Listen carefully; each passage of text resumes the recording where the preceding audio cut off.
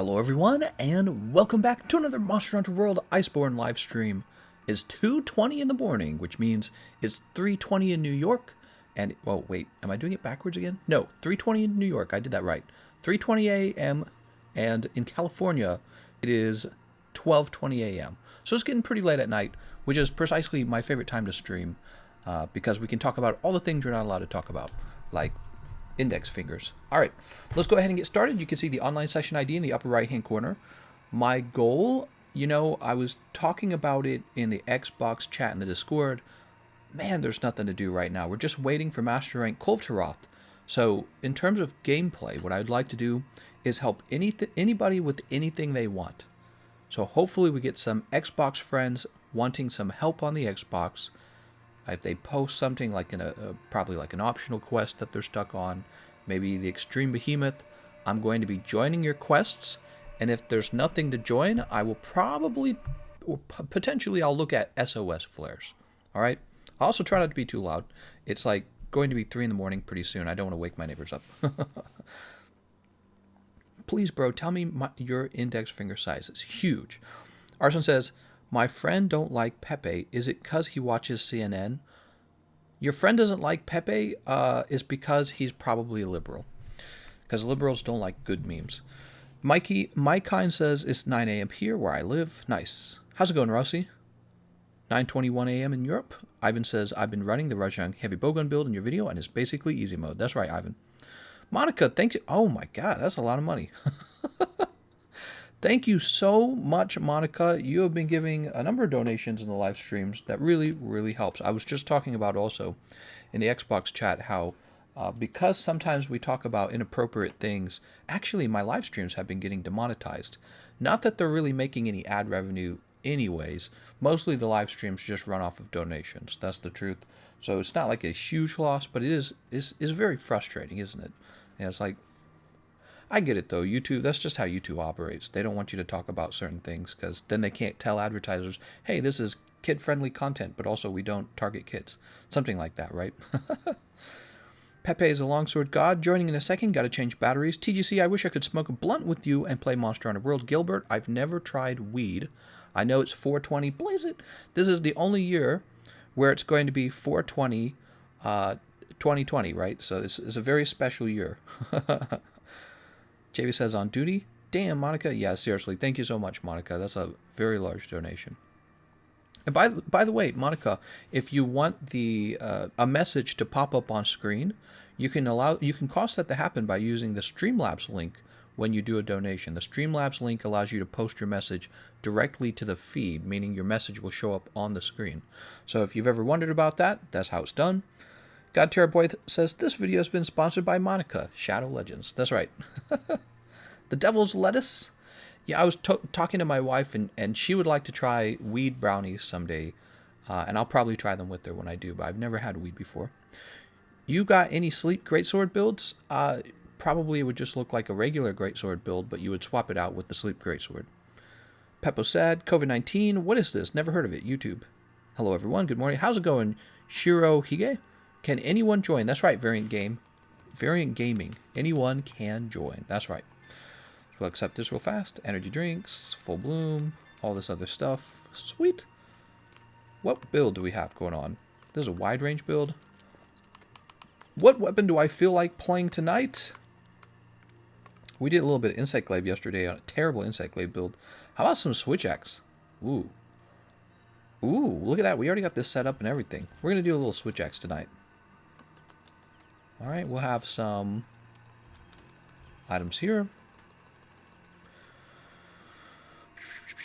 Can anyone join? DPS Hunting Horn, LMA God. Just started a new day working and struggling to find a bloody attack decoration.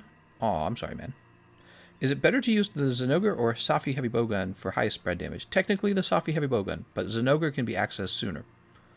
I'm having trouble with the Master Rank 200 quest. Ragoon, if you're in the session, you're welcome to post it and I'll help.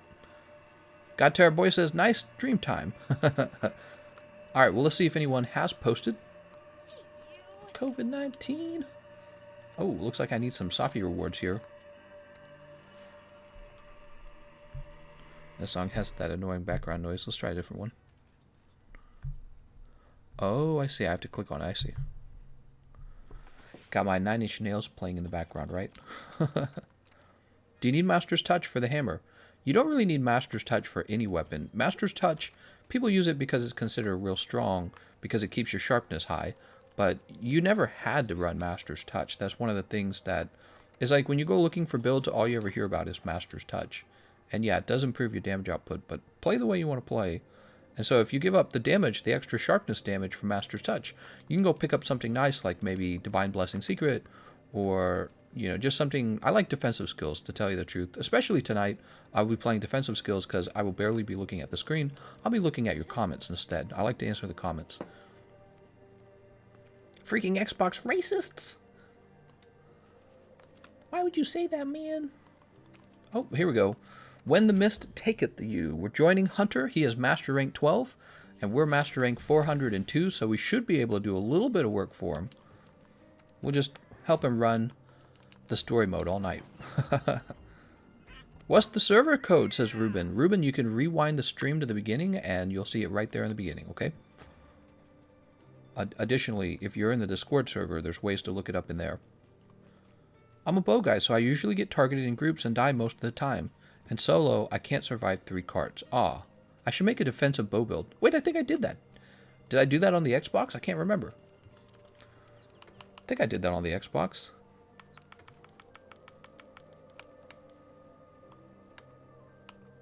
I did it right here with the light break bow. What? Maybe we'll use that later in the stream, like after the first hour. I thought it was okay. I remember it now. It was okay. This wasn't as bad as I thought it would. Monica says, gotta go. Just wanted to drop by and support. Thank you so much, Monica. Did you claim your free 10 rigid, 6 gold Wyverian tickets, and 3 celestial tickets? Apparently I did. Shirohige says, yesterday I tried a Safijiva Braki build for the Switch X, and it's pretty good, with enough health regen that Sasafi health malice isn't that bad. Monica has to go to bed. Good night, Monica. Astral says, I tried hunting Safijiva earlier, and there was a guy with full Vilcana set using dual blaze. Shake my head, my damn head, nothing but my head. JV says, health boost 3, speed eating, and 2, speed sharpening, and I'm good. That's right. Official Banana says, my son wants to join this stream, but he has a PlayStation 4. I want to speak to the manager. Aw. Brian says, there found out there's nothing to do with my Great Spirit gem when I stockpile too much. Oh. How's it going, Velets? He says, nice background sound while I work. Very good. Ex-boners, rise up. That's right. I finally got the Ancient Lesson roll on Discord. Congratulations, God Tier Boy. Ragoon says, thanks for the offer, Sir Economist, but I will continue trying solo. If I give in, I'll probably come to you. Very good. Kid says, hello. Ethan says, that would be great if you could help me through the story. Oh, are we in your quest right now, Ethan? You know, my wife, she played the base game story, and she found it difficult and really kind of taxing. And then we started playing with her, and she was like, oh, it's a cakewalk when you guys join.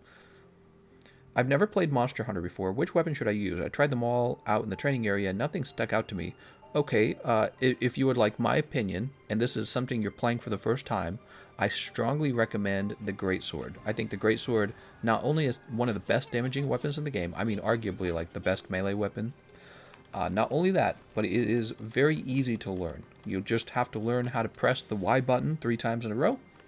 On the PlayStation controller, that'll be the triangle. And you just press it 3 times in a row. Nice and easy. I think we're going to jump up here. Right? I'm not wrong on that, am I? What's your favorite monster? My favorite monster is Pukey Pukey, because he gives the best Gluck Gluck 9000. Your builds are appreciated? No problem, Sam. My run was 27 minutes. You know, I should probably do a few more build videos, shouldn't I? Best tips for augmenting weapons? To tell you the truth, I've given up on augmenting weapons because I hate the guiding lands so much. And you need materials from the guiding lands in order to do the augmentations. So I've just given up on augmenting entirely. But with the augmentations, you can increase the damage output of your weapon, or you can give your weapon the ability to have health regen, which is kind of nice. And that's about it. I mean, that's mainly what you do with augmentations. You just increase your damage output. Wait, this isn't the right guy. What am I doing? Alright, that's the wrong guy. You don't want that. Thanks for your tips, Arch-Tempered Safi. Oh, no problem, man. Mezzy says, Incel Leshen is such a good party fight, though. We need some fights like that. Incel Leshen, what? Alright, where's this Legiana hiding? I know he'd be hiding somewhere. Lightbreak Greysword looks so cool. I love it more than my Safi Greysword. I think they're both pretty cool looking. Ah, there's the real guy.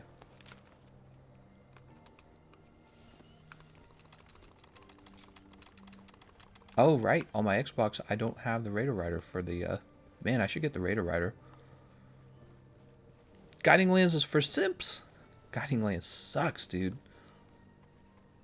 I tried to be very positive, especially, you know, because I don't want to be hating on the game that I play as a YouTuber, as a source of income.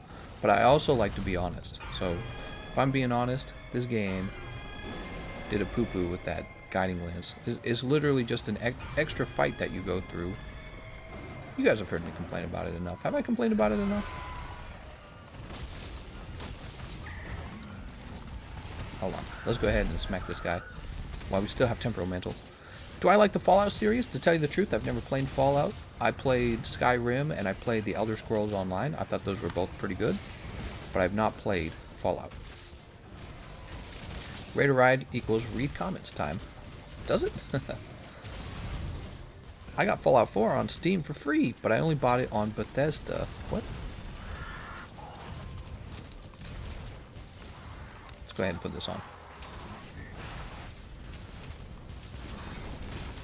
Hey guys, and Gameconomist, how's it going, Enzu? Anyone else want to see Legiana and Nergigante on Pornhub? What? What are you talking about?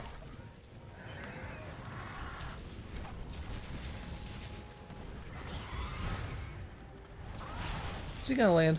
I mean, all this guy does is fly.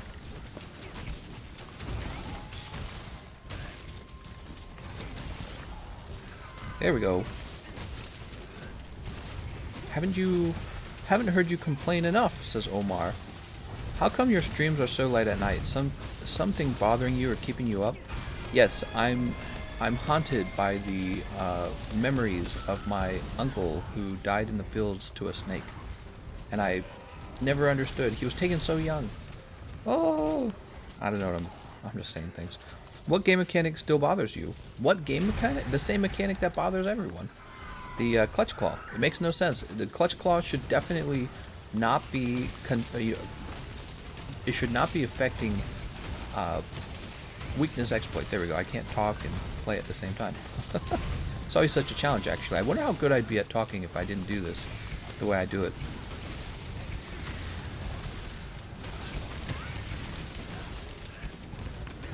Oh, it ran out. Okay, never mind about that. How come... Oh, I already answered that. In general, is Pierce ammo the best for heavy bowgun? No, there's exceptions where Pierce ammo is really good.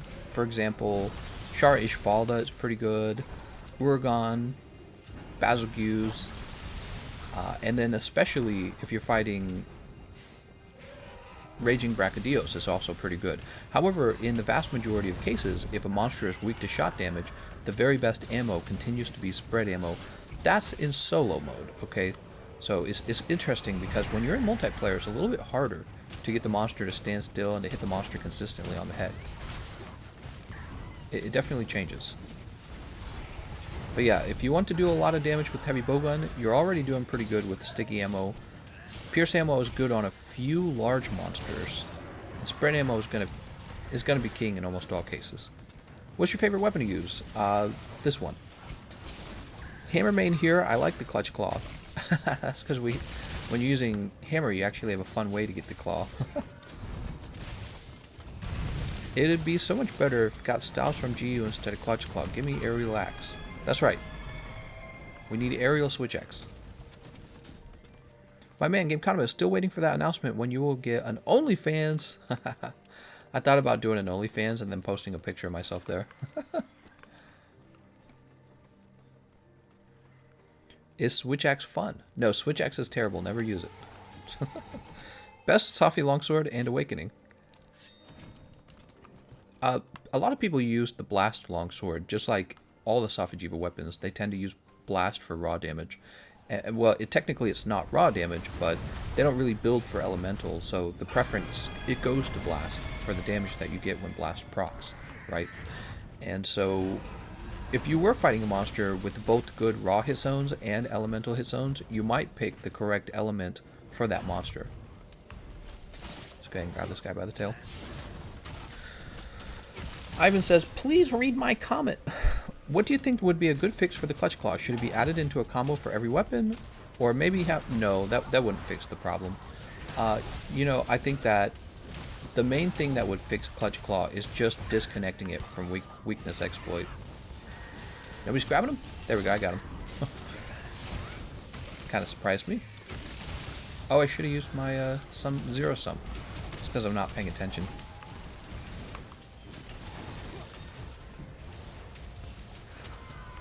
Nice. But yeah, just disconnect it from weakness exploit would go a long way to fixing it.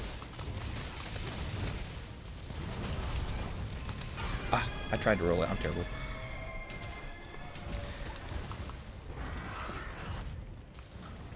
Working on Max Deep's Hunting Horn build, do you think Master Rank Clove weapons will have the same upgrade mechanism as Safi'jiiva ones?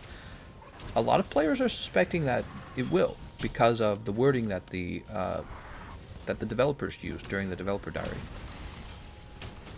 Lance video had a bad upload and rendering. Oh, let's go this way. Oh, right, the Lance video. I have it. I just I've not finished releasing it basically. I have the new one. Which one better between Safi'jiiva Icebow or Legiana Bow? Is going to be the Safi'jiiva Icebow. Best armor for a bow main? Ooh, that's a good question. For a bow main, huh? I guess, again, it depends on what you want to do. I'm pretty sure if you're trying to optimize for damage, don't they use this full Safi'jiiva armor? Actually, we can look this up in the builds. See, bow's one of the things I don't use very often. Let's take a look at the builds that Fan posted in the builds channel. So, let's see. Fighting Clove.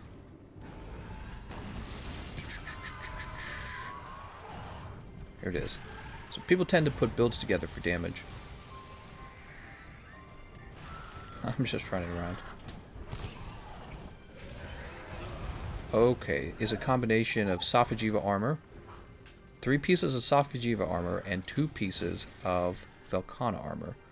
And for the upgrade on your weapon... No upgrade on the weapon. It's just all attack or all element, huh? All attack probably for raw, yeah, blast. Element.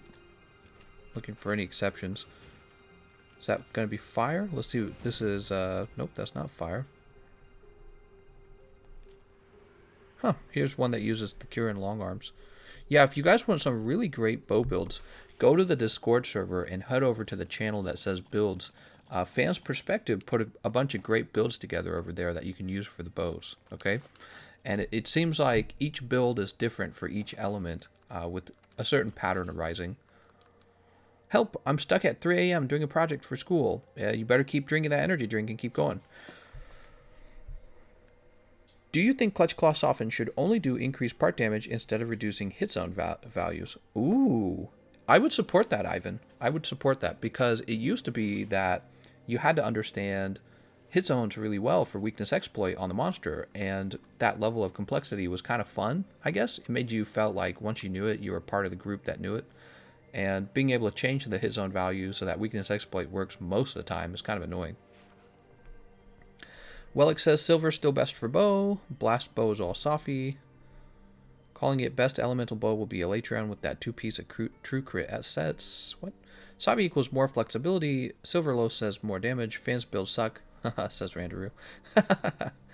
How the F? The element is better at Legiana bow, right? Plus true crit. True, but Safi Velkhana is deco dependent. I'm making a Safi Braki skill. Go to bed. 922 raw. Does blast benefit by it? What? Let's join another quest. It's the afterlife for me. Okay, we'll help you. What was your reaction when you saw Shar Ishvalda go to phase 2? I enjoyed it immensely. I thought it was really well designed. I thought visually it was the most striking thing about the entire game. So they did a really good job with Safajiva. And really all... Wait, was it Safi? No, Shar. They did a really good job with Shar. I don't like Safi. They did a really good job with Shar Ishvalda, surprisingly. Especially considering Shar Ishvalda is simply reskinned Zenachiva, right? That's what he is. So they did a really good job with him.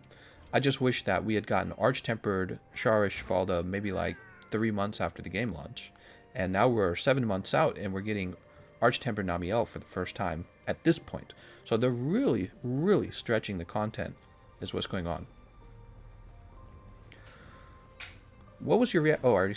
Yeah, also part of my reaction was that I'd already seen him. Unfortunately, there had been a leak about the final boss, and it looked so bizarre that nobody really believed the leak.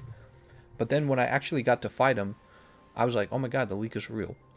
I was fighting Shar Ishvalda before the game had launched because Capcom was generous enough to share a trial of the game with me. So like, I can't remember, it was like 5 days before the game was even set to come out. I was playing through the storyline, and I got to Shar Ishvalda. I'm like, oh my god, the leak's real. Enzo says, do you think Master Rank Cove will bring in a new armor set bonus or an existing one with different level values? You know, Enzo, they did a good job giving us Agitator Secret, improved Agitator Secret on the Raging Brachydios armor set. I would hope that they continue to offer new, I guess, like build ideas. Oops, hold on. Help these guys out real fast. I would hope that they continue to do something like that. But there's no guarantees. Nobody really knows until it drops. So a lot of people ask those questions, but nobody really knows. What's your opinion on artificial difficulty, and what game do you think did a good job of being challenging without having artificial difficulty? Ah, yes. So when it comes to good difficulty, I feel that good difficulty requires you to go through a lot of learning. And bad difficulty is when the monster just hits you really hard and has a ton of health. And that's it. So artificial difficulty, we could also just call it boring difficulty, because that's what it is. You get bored real fast. You're like, oh wow, this monster one-shots now, and it takes 7 hours to kill him. It's like, nothing's changed.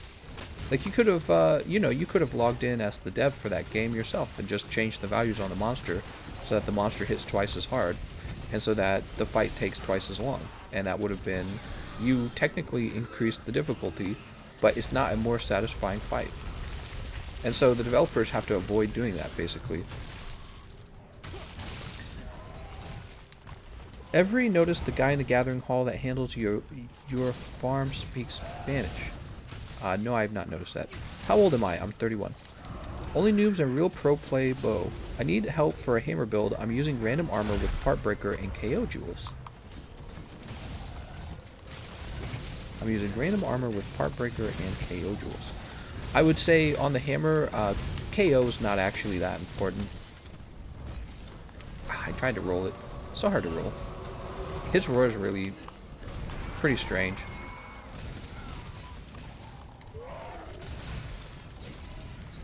One.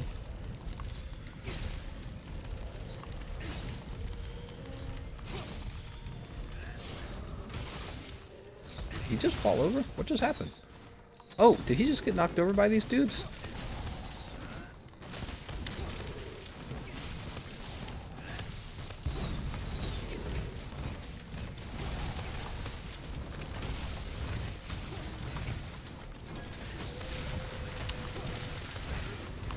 What the hell? I don't know what just happened there. Oh, somebody must have launched me.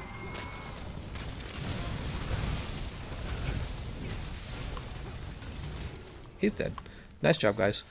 Do you think that cold weapons can rival Safajiva? Jennifer, I have no clue. We will only know when they come out.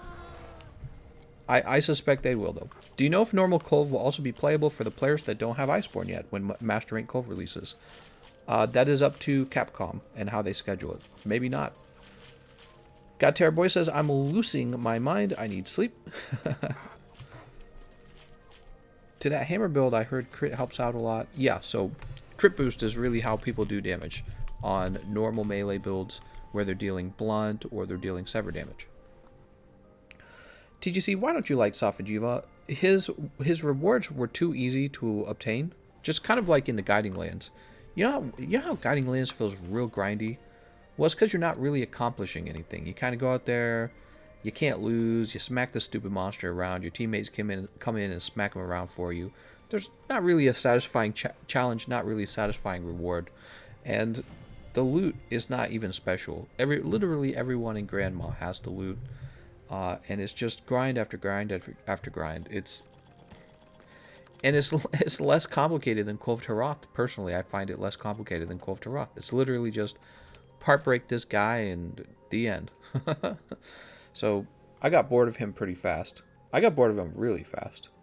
Also, the design for him, the fact that he's less exciting looking than Zenijiva, I thought at first there would be some sort of novelty to this, but I missed regular Zenijiva. He was just cooler looking. I would completely 110% support you if you made a decision to cover the Dark Souls series, says Kermit the Junkie. Kermit, I used to play Dark Souls on this YouTube channel. I did an enormous amount of Dark Souls videos. Just go backwards to the beginning of my channel. You'll find a bunch of videos back then. But we could do a playthrough of like Dark Souls 3 for fun if you guys want. There are already some weapons that rival Safi weapons, like the Light Break Greatsword is better than the Safi Greatsword. Hey y'all, I just got into Chicago. Nice. I don't know much about that. Optional investigations event. Special assignments. Well, that's full.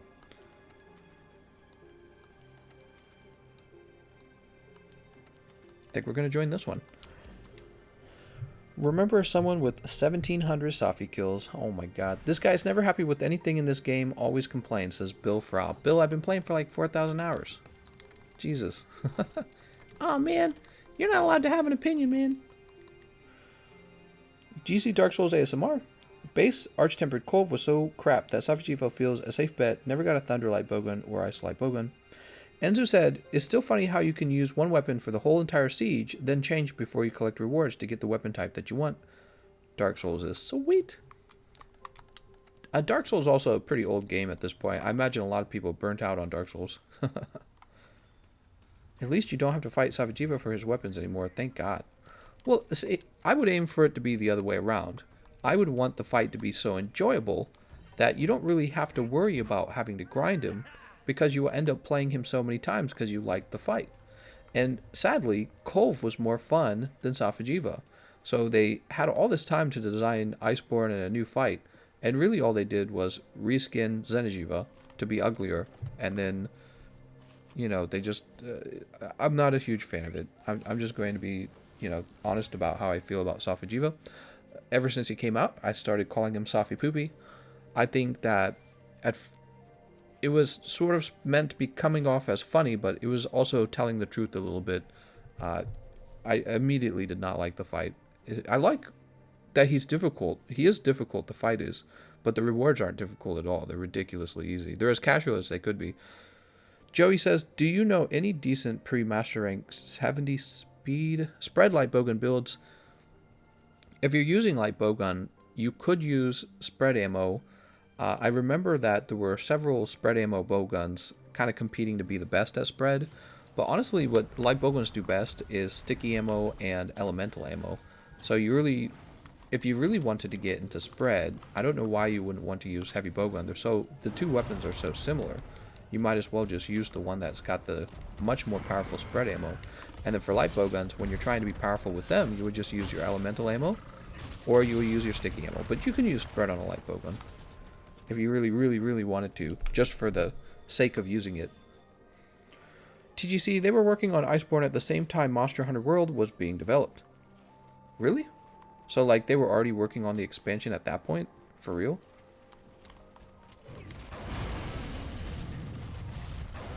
Come on, man. How does none of that land?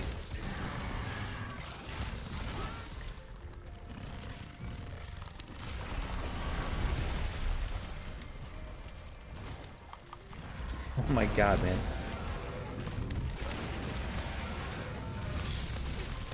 Oh, I got Rocksteady on. What are you going to do about it?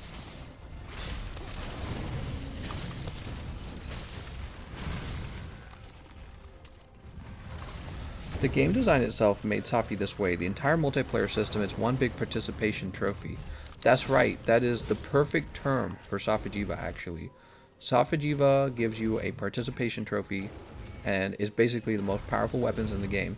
It's just a terrible reward system that does not make you feel like your time investment in the game is really even that, important, you know?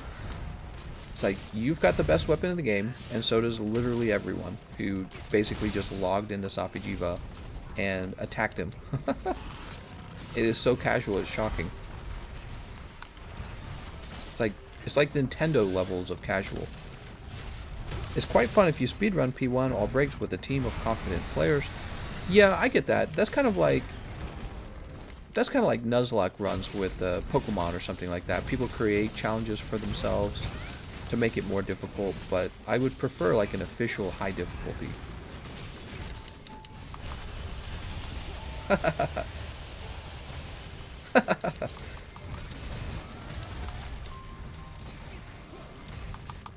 Oh, what? Oh, because it was a hop. I gotta get better at that.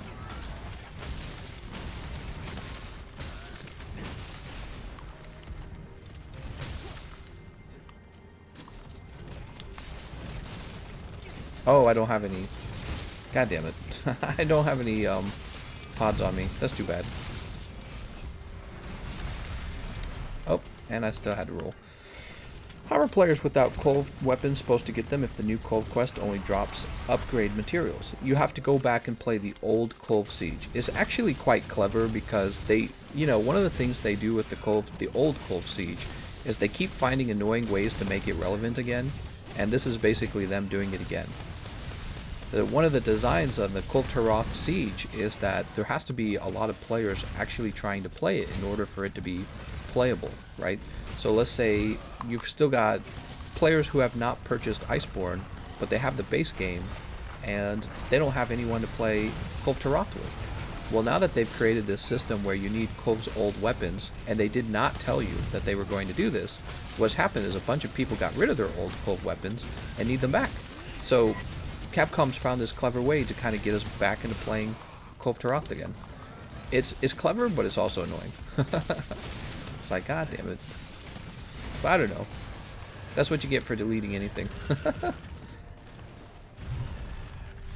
I won't farm Cove till I know what they ate doing with their weapons. That's a good idea, Wellix. Seba says, Sticky 3 have like 25% or 50% more KO build up. Sticky 3 is crazy, man. Is OP. What Safi weapons should I be keeping? All of them. At this point, 100% of them, because you don't know what any of them do. For all you know, they might even be tradable with the Elder Melder. So it would not be a good idea to get rid of any of them, in my opinion. Kiara Strong Arm Ice might give Bayo Charge Blade a run for its money. Alright, here, let's get on this. Gyros, he'll take us there. I never played Cole, but I beat Safi.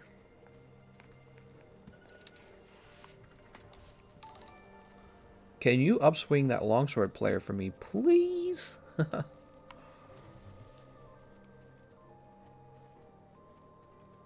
Wow, guys, we have a really terrific audience. Thanks for joining the stream, guys.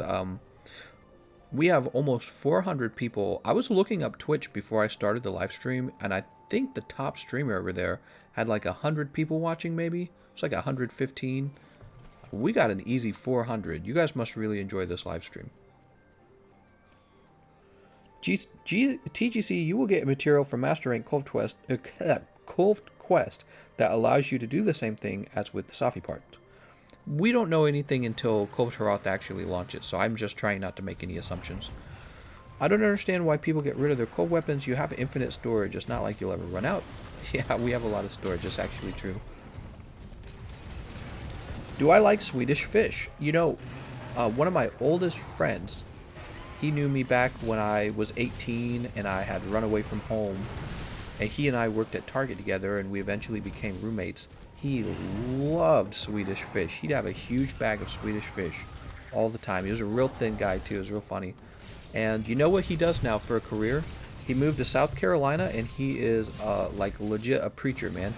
So he is an old friend of mine. I still talk to him today. Unfortunately, he moved away, so I don't get to hang out with them anymore. I actually kind of miss hanging out with them. But yeah, so he loves Swedish fish, and that's the first time I ever heard about them, because my mom kind of tried to not introduce us to any candies or desserts when I was a kid. Although now I'm older and I eat them all the time. So, but anyways, yeah, I think they're okay. To answer your question, they're very waxy when you eat them. They're definitely a strange candy, but they taste pretty good. Yeah, I like them. There's something about them that doesn't taste as, like, I don't know, as bad as other candies. They're almost like a softer candy to eat, you know what I mean? You eat some candies and you know you're just eating really horrible garbage, but something about Swedish Fish doesn't seem to bother as much. People got rid of their gear? Is it possible to make up for less damage by Hunting Horn with the buffs for the team of 4? Well, in theory, that's what it does. Okay, so when you use Attack Up Extra Large and you give out the buff to like 4 people, then apparently the Hunting Horn is supposed to do like damage equivalent to a really good weapon. But what if you're only playing with 2 people? Well, then you're not really buffing that many people, are you? What if you're playing with 3 people? Same deal. What if you're playing solo? So I really wish that they would just get rid of the Attack Up Extra Large buff and have the Hunting Horn do as much damage as all the other weapons. I would like the self-improvement buff to go away as well. They're both just kind of an annoying thing that you have to do with the Hunting Horn. I've played Hunting Horn quite a lot. It's maybe my 4th most played weapon, believe it or not. I played it back in the base game. And I think that both of those ideas would greatly improve the Hunting Horn. Get rid of Attack Up Extra Large and get rid of self-improvement. And you can still have tons of cool buffs. I mean, you can have so many cool buffs. But they need to make it so that the Hunting Horn isn't just a, you know, a might seed giver, which it basically is at this point. You're saying, oh, Hunting Horn is good because it catches up in damage by being a might seed. You know what I mean? Or a demon powder is probably a better word. So, Hunting Horn is the least popular weapon on 2 consoles. Do you think the next Monster Hunter game will be more like World or go back to its old ways? It will be more like World, I'm sure of it, because they had too much success on this game for them to not continue to do it. Gameconomist, did you play other Monster Hunter games before Monster Hunter World came out? No, I did not. However, when we were waiting for Iceborne to come out, I went ahead and I played through the story of GU. It was alright. It was definitely interesting to be introduced to a lot of monsters I'd never seen in World, and ones that we were expecting to arrive in Iceborne. However, the quality of the game was very much outdated, you know what I mean? So maybe for its time it was all super advanced, but my experience with it was like, it was hard to go from World to GU, I'm sorry, to GU. It was hard to do that. He's got Roar. But I have Rocksteady. He's dead. Do you think that Clutch Claw allowing you to shotgun monsters into walls was good for the game? Well, the wall splats are fun. I don't mind the wall splats. What I mind is weakness exploit working with the Clutch Claw. That should be removed. People can't handle the dude. Black Val Hazak is garbage. Today he pissed me off on another level. He's actually pretty easy, Trey Franks. Val, just get your, 3 levels of Effluvial Resist on, and he's a cakewalk. He's one of the easiest Elder Dragons, just like in the base game. Imagine if there was a Hunting Horn called Lucky Horn that had a melody that buffed the awards. Oh, that'd be fun. Buff the awards, huh? People would be like, oh man, has he got the horn?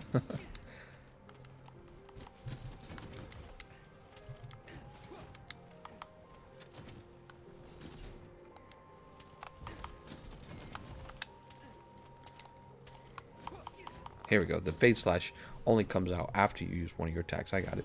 The old Monster Hunter games is more about gameplay and little story. Well, there's not much story in this one either. I mean, they certainly didn't work hard on the story at the very least. The story in this game is like non-existent. We need to fight the monsters. That's the story.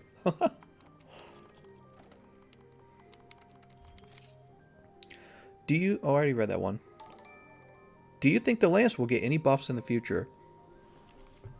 The Lance will not get any buffs unless we are very vocal to Capcom that we would like to see it buffed.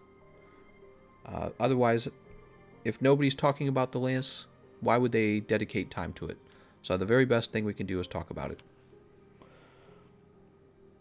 Do you think the next-gen consoles would be more open to mods due to their rising popularity on PC? That's really up to individual development companies, groups, producers, whatever you want to call them. I know that Bethesda kind of embraced it for Skyrim. I don't see Capcom doing it. I really don't. What skills would you suggest when going Hunting Horn attack? What skills? Yeah, just the usual crit eye, weakness, exploit, crit boost, agitator. So those are the skills. And of course you have to have the Hunting Horn's Horn Maestro. In my opinion, you need to have it. Alright, let's see what else we can join. Big Burly Bash. What I remember about World Story is, hey partner, Monster Hunter 4 had the best storyline to me, but that's not saying much. Go ahead and have this. Wallbangs ruin the balance of weapons, where currently weapons with good burst attacks are stronger than weapons that do decent, consistent damage, which is why Hunting Horn speedruns are faster than LA. I don't know what the LA is. You mean Longsword? Hunting Horn speedruns are not faster than Longsword speedruns.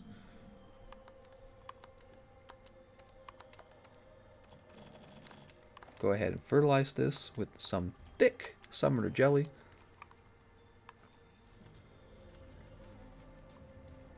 Meta sets shouldn't require cheat engines or thousands of hours of RNG to play enjoyably. What is he talking about? Are you complaining that the decorations in this game take too long to unlock? I mean, the decorations are basically one of the only rewards for playing this game for a long time, so you and I disagree. The decorations should continue to be rare, and if you don't have the decorations, the thing is, Capcom actually gives you a number of ways to build around lacking certain decorations. So right now, the decorations really are one of the only endgame rewards, and this game badly lacks endgame rewards. So removing endgame rewards is bad. Telling yourself that you need a cheat engine is super low beta male energy. Why do you despise Wex compared with Clutch Claw? Honest question. Let me see if I understand your question. Why do I dislike the fact that weakness exploit is paired to Clutch Claw? Well, you know, there's a number of ways they could improve it. First of all, Clutch Claw is just not a very fun or consistent. How about that? It's not a very consistent thing to use. So when you Clutch Claw onto a monster, every weapon has a different attack time for its animation, you know, in order to use an attack on that monster while Clutch Clawed onto the monster. And so you don't have a lot of control when you're in that attack animation on whether or not the monster throws you off of it. So if you're using, I'm going to give you a good example. Let's say you're using the heavy bowgun with, what's the special, Wyvern Heart. Okay, so a Wyvern Heart heavy bowgun using a weapon attack after Clutch Clawing onto a monster, you're going to be stuck on the monster for like 5 seconds. If the monster uses an attack, he's going to throw you off. And this is really frustrating because this is supposed to be a game of skill, not chance. So you can never really know what move the monster is going to use next. And with the heavy bowgun, when you Clutch Claw on with the Wyvern Heart and you need to go through that long animation just to get the, you know, proper weakness exploit bonuses that you used to get by default in the base game, the 50% weakness, the 50% affinity on weak spots. You know, having to use the Clutch Claw attack over and over again with the heavy bowgun is going to be so frustrating because of that, and you don't have any control over it. This game rewards you for being able to roll through attacks, but you can't really roll through anything when you're clawed onto the monster. So the very first thing I don't like is that you're so subject to whichever move the monster uses next while you're clawed on. It's very dissatisfying. The second thing is the range of the Clutch Claw is so annoying because the monster will sometimes be just out of the range of the Clutch Claw. Sometimes I wish they would just increase the range of the Clutch Claw, since it's already a risky move to use in the first place, and it's not like it does a lot of damage either. So the fact that the range on the Clutch Claw is so poor, it seems unnecessary. Like right there I just missed. It just seems totally unnecessary. The fact that there's so many parts on the monster too to soften, like you have to soften maybe like either of the legs, rather than just softening the legs once and then they're both softened. So if you're somebody who gets the good hit zone on the leg for your particular weapon, you kind of want to have both legs softened because you're not always going to get to have access to both the legs. It's going to be kind of random. Let's go ahead and have a heal. But yeah, so that's just another thing. Having so many parts that you need to soften on the monster is too many, and it gets to be kind of quite annoying. The next part is how long it lasts. It lasts a very short amount of time. So if they change the softening to last, let's say, 4 minutes, then I don't think I'd really care, because you'd soften the monster's part, and then you'd wait for your mantles to come back, and then you'd soften again. But the parts actually don't last that long, do they? Your mantles die, and then you still have parts to soften. Man, I can't stay on this guy. So the very short duration of the softening is part of the annoyance as well. See, look, we finally grabbed the leg after all that time. The very short duration of the softening is annoying. And the last thing probably is going to be the over-reliance on weakness exploit on builds in general. Like, to optimize build damage... Oh, look at this guy. Darn, I wish I could have done that. Oh, he didn't have the mantle. See, I got my mantle on. Oh, God. Go away. Oh, you know what? I'll just start fighting this guy. Why not? Weakness exploit is such a powerful skill in this game, and they decided... Oh, he came back. Look at that. They decided to nerf it by making it reliant on the Clutch Claw. But I would prefer if Clutch Claw had no, like... It had no interaction with the Clutch Claw, so that you're not forced to play it. So I guess the last argument is probably something along these lines. In the base game, you would just focus on your weapon and enjoy your weapon. Now everyone plays the same weapon. They all play Clutch Claw. You know what see what I'm saying? So when everyone's essentially forced to use Clutch Claw because weakness exploit is that important, you all become Clutch Claw mains, unfortunately. It just becomes this required aspect of the fight, whereas normally you will be focusing on... In the past, you used to focus on your weapon. Now you focus on this stupid thing called Clutch Claw.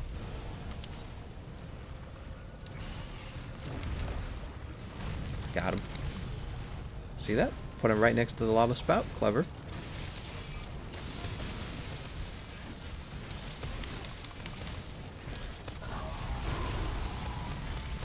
Go ahead and blow up off him. So there's just many, many, many reasons why Clutch Claw has not been that much of a success in my opinion. A lot of people don't like it, including me. If you never played the base game, you would not have known what you were missing, because it used to be that weakness exploit was always just at 50%, and you just had to attack the monster in the correct location.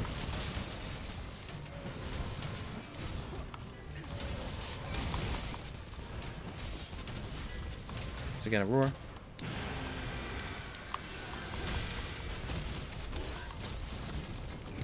I got to go. Good night, TC. Good night, Hi Banana. Thanks for answering my inquiry. Yeah, there's many, many, many problems with the Clutch Claw, in my opinion. But they could fix most of it right now just by making it so that it doesn't have a... Oh, wouldn't that have been cool? Just changing it so that it doesn't have a relation to the weakness exploit skill. Such a critical skill in this game.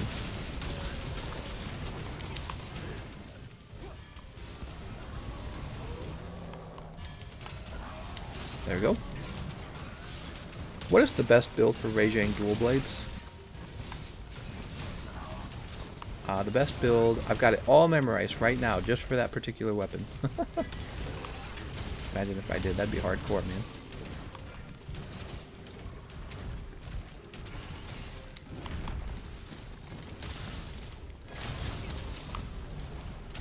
Will there be Monster Hunter World 2 or Monster Hunter 5? They almost certainly will. They've been going for like 15 years. There's no reason for them to slow down. This is Capcom's most successful game. Why would they?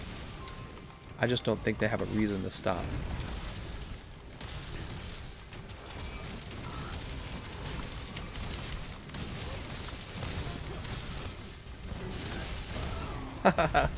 No reason to latch on, man. You end up dead. Don't kill me. God damn it, he's gotta kill me, man. Oh! Snap. Alright, we're fine. I didn't even use the weakness exploit in base game, but I was a bad player. Still pretty dog shit, though. What? Weakness exploit isn't dog shit. Weakness exploit's like, again, one of the most powerful skills in the whole game. You almost never skip it. My friend has an OP build. It's OP! They nerfed Wex by nerfing every hit zone ever, too. Iceborne hit zone in general are so bad, it's like everything is Lunastra. Well, that's because they have to give you a reason to use... Whoa, whoa, whoa, whoa. Whoa, and I still got hit. They have to give you a reason to use the Clutch Claw. That's the whole idea. They're like, well, We're going to make it really important for them to use the Clutch Claw because this is our baby. You know what I mean? That's what I thought he was about to do.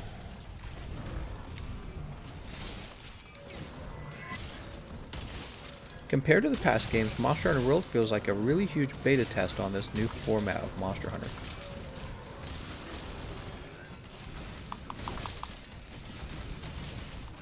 Oops, and there's the roar. The change in hit zone values is the worst part of Clutch Claw. You lose out on a lot of potential damage by not Clutch Clawing. Yes, so the game forces you to do it. So it's kind of like this. There's this thing in the game called the Slinger Pod, right? And people, they like using the Slinger Pod, but they don't have to use the Slinger Pod, right? So it's got a fairly good balance to it. Slinger Pod can be really useful, actually. Like right here, look. I can flinch this guy 4 times for my team. Not 4 times, 3 times. See? He's not going anywhere. See? We just keep flinching him. So we can do this over and over again. I think it's 3 times is the limit. It looked like 3 times was. And that's actually pretty useful. So you can use your Slinger Pod if you want. You also use it for, you know, wall splatting, and you use it for flash podding. So your Slinger Pod, by mastering it, you are able to use it in opportune moments to make the fight easier. Clutch Claw's not like that. Clutch Claw is like, you want to do damage? Okay, you're using Clutch Claw then. That's how Clutch Claw is. It's not an option. You have to use it. And this is what bothers people the most, because it's not even that fun to use. Because it's not the weapon that you chose, right? You didn't choose Clutch Claw to play with. You chose Switch Axe to play with. But here you are, basically you're a Clutch Claw main. There's many, many ways for them to improve it. So far, they have not improved it. They have kept it basically the way it was since when they launched it.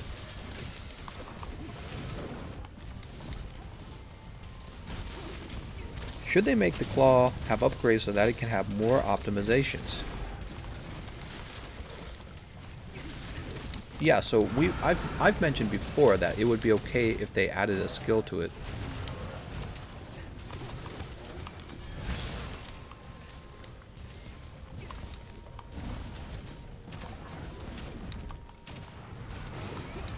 Oh my gosh. Oh, and he's been knocked down. To be honest, Clutch Claw is kind of hard for weapons that doesn't wound on the first try. Oh, that was one of the things I didn't even mention. So some weapons, they don't even get... Come on. That was pointless. Did I dodge that tail swipe? Some weapons, they don't even get to soften on the first attack. Like, if you're using light bowgun or longsword, you actually have to attack twice in order to soften the part. So annoying. Or, you know, claw attack 3 times and then use a weapon attack. So there's many reasons to be annoyed with the Clutch Claw. They should make it that broken part are permanently softened. Yeah, well, I would just say increasing the duration would be fine. Like, if the duration were increased to even be closer to what the mantles give you, like when the mantles are going to come back, that would be fine. Or alternatively, they can make it so that you can't be knocked off of the monster if you use a certain skill. Maybe like a rock steady skill for Clutch Claw, right? So we know there's many different ways they can improve Clutch Claws. They just never do it. They haven't done it yet. I have confidence that they'll probably listen, though, if enough people complain.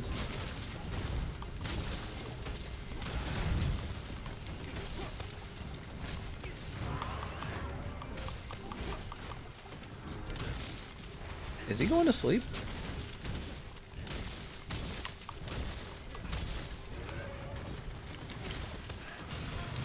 The Clutch Claw is so annoying at times, like when I fight Raging Brachydios, I always get knocked off and take a lot of damage. The only time I'm able to get it off is when I have my Temporal Mantle. Yeah, or when the monster is drooling or been knocked down, right? So there's a few cases. Don't 2/3 of claw slaps wound them as well? Yeah, if you use 3 claw swipes and then a weapon attack on a light weapon, you should be fine. A distance duel for claw would be epic. I know, right? So they could have introduced maybe like 4 or 5 different claw related skills into the game, but they didn't. So I don't really know. You know, I don't really know what to think. Like, what if there was a skill where you do 20% more damage on a weapon attack while clawed onto the monster? Then more builds would be like Clutch Claw main builds. When in doubt, complain.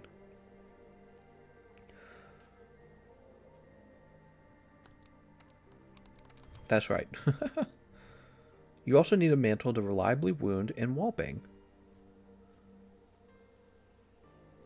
I don't know if well, there's definitely ways to reliably wallbang. Like, if the monster has not detected you at the beginning of the fight, you can shoot a pod at the ground and they'll investigate, and you can jump onto their face and throw them into the wall before they get a chance to roar. But yeah, I see what you're saying. Alpha says, in all honesty, I never noticed the claw. It's only with light weapons I get frustrated with it. Alpha, I definitely noticed it. I mean, I played like 3,000 hours of the base game, and when Iceborne launched, I would still go back and play with PC players to see what the game used to be like. You guys don't realize that some of the fun was sucked out of the game with the Clutch Claw, but also, I disagree now with the nerf to Temporal Mantle. Temporal Mantle is a noob weapon, but it also made the game really fun because you would just go into God mode for a while, and they can adjust the health of the monster or the difficulty of the monster for Temporal Mantle. I feel like they had gotten really good at that, actually, with the way Arch-Temper Nergigante would pierce through the Temporal Mantle with like his claw swipes and stuff like that. So there are ways to make it difficult to use Temporal Mantle, but they just straight up nerfed it real hard. And what I realized when I went back from Iceborne to the base game, what I realized was that here I was complaining about Temporal Mantle in the past, but actually it's quite fun, and the new Temporal Mantle in Iceborne, the nerfed one, is so short. So now everything constantly has to remain softened with Clutch Claw, which just feels like they should have just renamed this expansion Monster Hunter World Clutch Claw. That's probably what they should have called it, because that's all you do in all these fights. It's just constant clutch clawing over and over and over again to keep the weakness exploit bonus going and the hit zone value bonus going. It does not feel like it. Well, I would say it probably feels nothing like Monster Hunter 4U, having played that, and then it doesn't feel like you main your weapon anymore. It just feels like you constantly have to use Clutch Claw and wall bounce, wall splat. By the way, both of those. So you'll notice I don't do it very often, and the reason why is because I'm focusing on our conversation, and I'm lucky to have good teammates who wall splat for me while we're talking. But if I was not talking with you guys, when I'm not checking the wall, when I'm not checking whether or not the part is softened, I would be checking whether or not it's time for another wall splat. So that's if I was not playing live. That's all this game is. Clutch Claw all day. Should just be renamed. Alright, available quests. We got Festival of Explosions, The Storm Brings the Unexpected, and The Tyrant's Banquet. Let's go for the big one. Hi, can me talk all? How's it going, Eman? You can talk. Anzu says, which do you prefer, Starburst or Skittles? Definitely Starburst. Is the earplugs still a waste? You know, I used to think that earplugs was definitely a waste until I saw a speedrunner running earplugs on a light bowgun when he was doing sticky ammo, and it turned out he really didn't have room for any more skills because he had reached the damage cap, so he put on earplugs, which made sense because he can keep shooting while the monster is roaring, and monsters roar quite often. And then I ran into the earplugs again on a speedrunner build with the greatsword. There will be this case where the monster will roar when they're standing back up after being knocked down, and the greatsword players would use earplugs to ensure that they land true charge slash while the monster is recovered, so that they can simply knock the monster down right away again. So that was the other case that I saw earplugs being used, and I thought it was pretty cool, actually. It's good to see earplugs getting used sometimes. If you can fit it into your build, I think it actually really does feel very good on the greatsword, because the greatsword's all about reaching TCS, true charge slash, and anything that interrupts TCS makes you lose out on quite a lot of damage. Other weapons have lower commitment, right, like the dual blades, and they have pretty fast reaction for being able to dodge, so that will probably never need earplugs, but greatsword actually really can benefit from it. And then some weapons like, let's say, long shelling gun lance or sticky ammo is really having enough slots that you can fit the earplugs in anyways and consider it a part of your damage output, because you don't have to deal with the roars, you just focus constantly on attacking. They should replace the handler with the Guildmarm, Monster Hunter Clutch Claw, and the Guiding Lens. I saw someone else mention it, and yeah, there really should be combos into Clutch Claw for all weapons. Andrew says, can we just get the Cirrus handler? Let me go back to Utter Trash's comment. He said there should be combos into Clutch Claw for all weapons. This would help a little bit, mainly because, here's another problem I didn't mention. Slow weapons are punished by the Clutch Claw because they have a longer sheath time. Okay, so if you have a heavy bowgun, the thing is, you don't have to put your weapon away to use the clutch claw, but very often it's easier to use clutch claw while strafing and running. So the thing is, if you have a slow sheath time, I would say it's more challenging to use the clutch claw. This is frustrating and unfair. But yeah, if more weapons were able to combo into clutch claw, then that might increase, like, maybe people's perception. But I would feel like if you've been playing the game for a long time, it's not really an improvement. The main problem is something I tried to explain. When you're attached to the monster, you have no way of dodging their next attack, and this is the most frustrating part. So you should always be able to be in control of the fight, and in this case, you just can't. Let me show you about distracting the monster. You ready? So I'm going to throw that. Oh, interesting. Does he just ignore it? Okay, he just ignores it. That's fine. Oh, and he's going to roar us off. Alright. Very good. So I guess he's not one of those monsters that you can trick with the pods then, because he's in that. Maybe he has to not be sitting in order for it to work. Alright, so as somebody with a weapon that can soften in one move, I'm going to keep him softened. Lance has a good combo to claw. Andrew, I just don't agree. I think that the Lance's clutch claw, counter clutch claw move is not that good. I think that it actually puts you at great risk of being damaged, believe it or not. I soloed the regular behemoth twice with the Lance the other day in Master Rank, and he actually killed me twice when I was using the counter claw. So it is a risky move, and Lance didn't really get in. Oh, wow, look at that. I got wiped out by the Rocksteady there. But let's see, what happened to Amon? Wellix. Oh. What is going on here?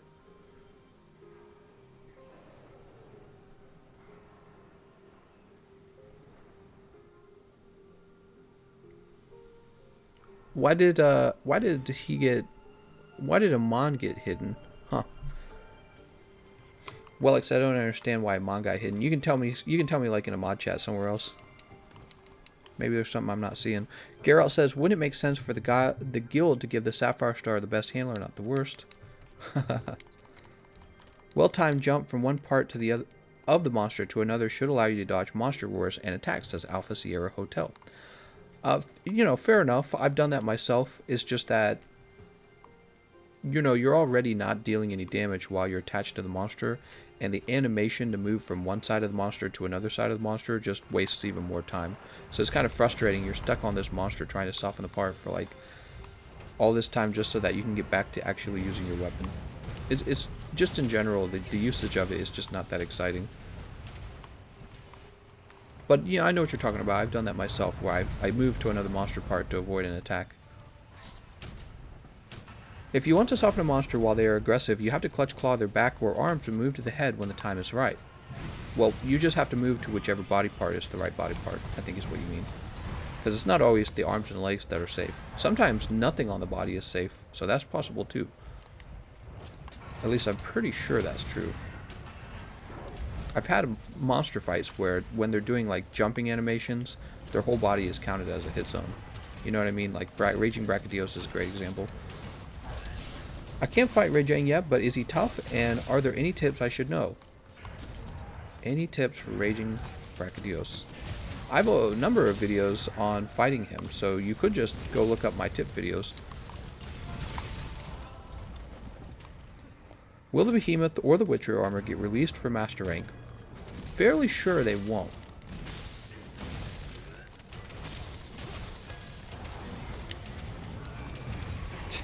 Miss.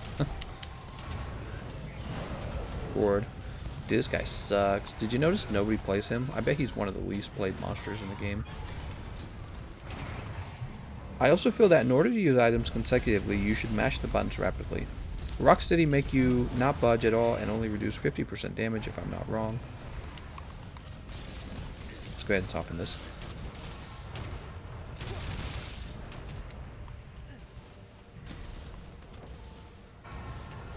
Man, what is even the point of fighting this guy with the melee weapon? It feels so bad.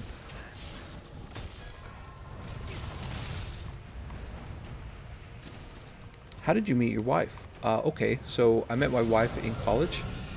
Back then I was single, and I was thinking to myself, where would I run into my wife? And I realized I was thinking a lot about sort of like finding somebody who's compatible with me, kind of like what the dating websites do, I guess. Although I've never used a dating website. So back then, I didn't really have any concept of it, but I was reading a lot in psychology about, how people get along and how people enjoy each other's company. And I decided the best thing to do would to pick somebody who enjoys listening to me talk about maybe like politics and religion and, just somebody who enjoys, I want to say somebody who overanalyzes something. That's probably a good description for how I am most of the time. Nope, no mount. And I was like, where would I find somebody like that? And I realized the chess club would be good. And I quite literally found her in the chess club. Then I asked her, hey, what degree are you going after? She's like, computer science. I'm like, oh, that's the degree I'm going after. So that was it. Sometimes you're just in the right place at the right time, and that's what happened for me. And there were other guys going after her at the time, and I'm like, hey, go out with me. And she said yes. So when I had a chance to take her on a date, I took her on a really awesome date, which is also really important, guys. So I took her on a really good date, and we were dating after that. Yep. They suck. A great way to kill your confidence. Not a fan of dating apps.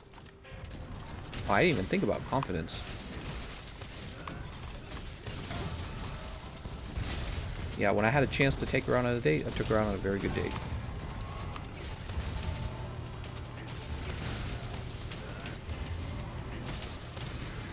Whoops. Ah, nice, we got it. Sweet.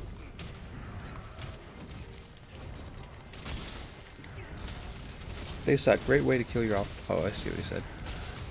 But it is so mainstream now. Yeah, I'm sorry to hear that, guys. I say we give up on dating apps and we go back to arranged marriages. Just join a religion, guys. Join a religion and get an arranged marriage. Where did I take her? That's a great question. So, where I live, there's this area called Main Street. You can take people and you can have a drink and all that stuff. And I could have taken her there, but what I decided to do, this is really interesting. So, before I went to Lindenwood, which is the college where I went to school, I was an employee for Coca-Cola, and part of my job was doing an enormous amount of driving. And I drove all over the place, all over the St. Charles and the St. Louis region of Missouri. And I drove in West County, and North County, South County. So I did an enormous amount of driving. And over the course of 2 years, I really kind of learned about some very beautiful parks that you can go to, really nice parks. And because of this knowledge I had that I learned on the job, when it was time to take somebody I was interested in out on a date, I was able to take her to this really secluded, really beautiful park up on basically the top of a cliff, which is what it was.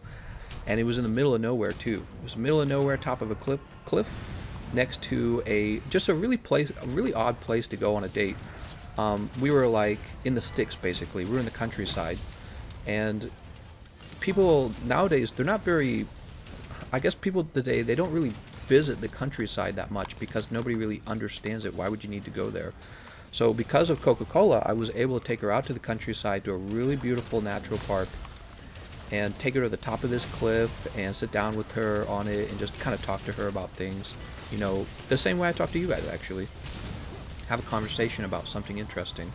So I was able to have a nice conversation with her, and we talked about, who we were and our families and our past. And then after that, what I did was I took her into the town, which I was familiar with too. So there's this beautiful park and a little countryside town that I knew was near there as well. And again, all this is because of my work with Coca-Cola. I was familiar with the town because I would go there and refill the soda. And back then I was running an eBay store, and I'd be like, hey, let me show you how I gather product for an eBay store. And so I took her around to various places where I'd restock items that I was selling. And she just loved it. It was almost like an adventure, is actually a very good way to describe it. It was very much like going on an adventure together.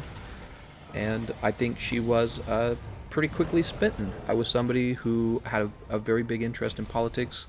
I could talk a lot, carry on a really interesting conversation.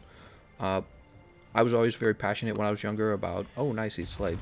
Passionate about success and investing and stuff like that. And I told her all those things. And, yeah, I just kind of showed her what was going on in my world. And she's going to this place she'd never even heard of. She didn't know it existed, even though it wasn't too terribly far away. It was like I want to say about a 35-minute drive, maybe 40. Oh, and that's part of the fun too. The drive. So this area I was taking her to has like a winding highway road that goes at 55 miles an hour. And that, it sounds like it's not that fast, but it is, because it's a very thin, one-lane road. It's two lanes, but they're all one lane. There's oncoming traffic, but you're both having one lane. And the cars there, they speed. They don't follow the 55 miles an hour. They go about 65, because people who live out there, that's their only road. So they memorize all the turns and where they can go fast and where they can't. So when you go on this road, it's like a 35-minute drive on this backwoods winding road through the forest, and it goes on these really tall hills out in Missouri. So Missouri doesn't have mountains, but we have these really high hills, and it's considered wine country where I took her out.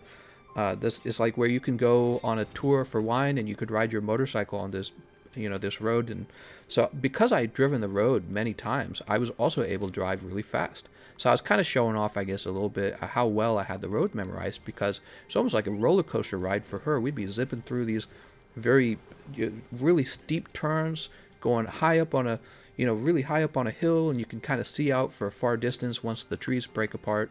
And then finally, right, we reach this cliff, and we get to sit there, and it was a park, right? It was a park where you could sit down on the cliff.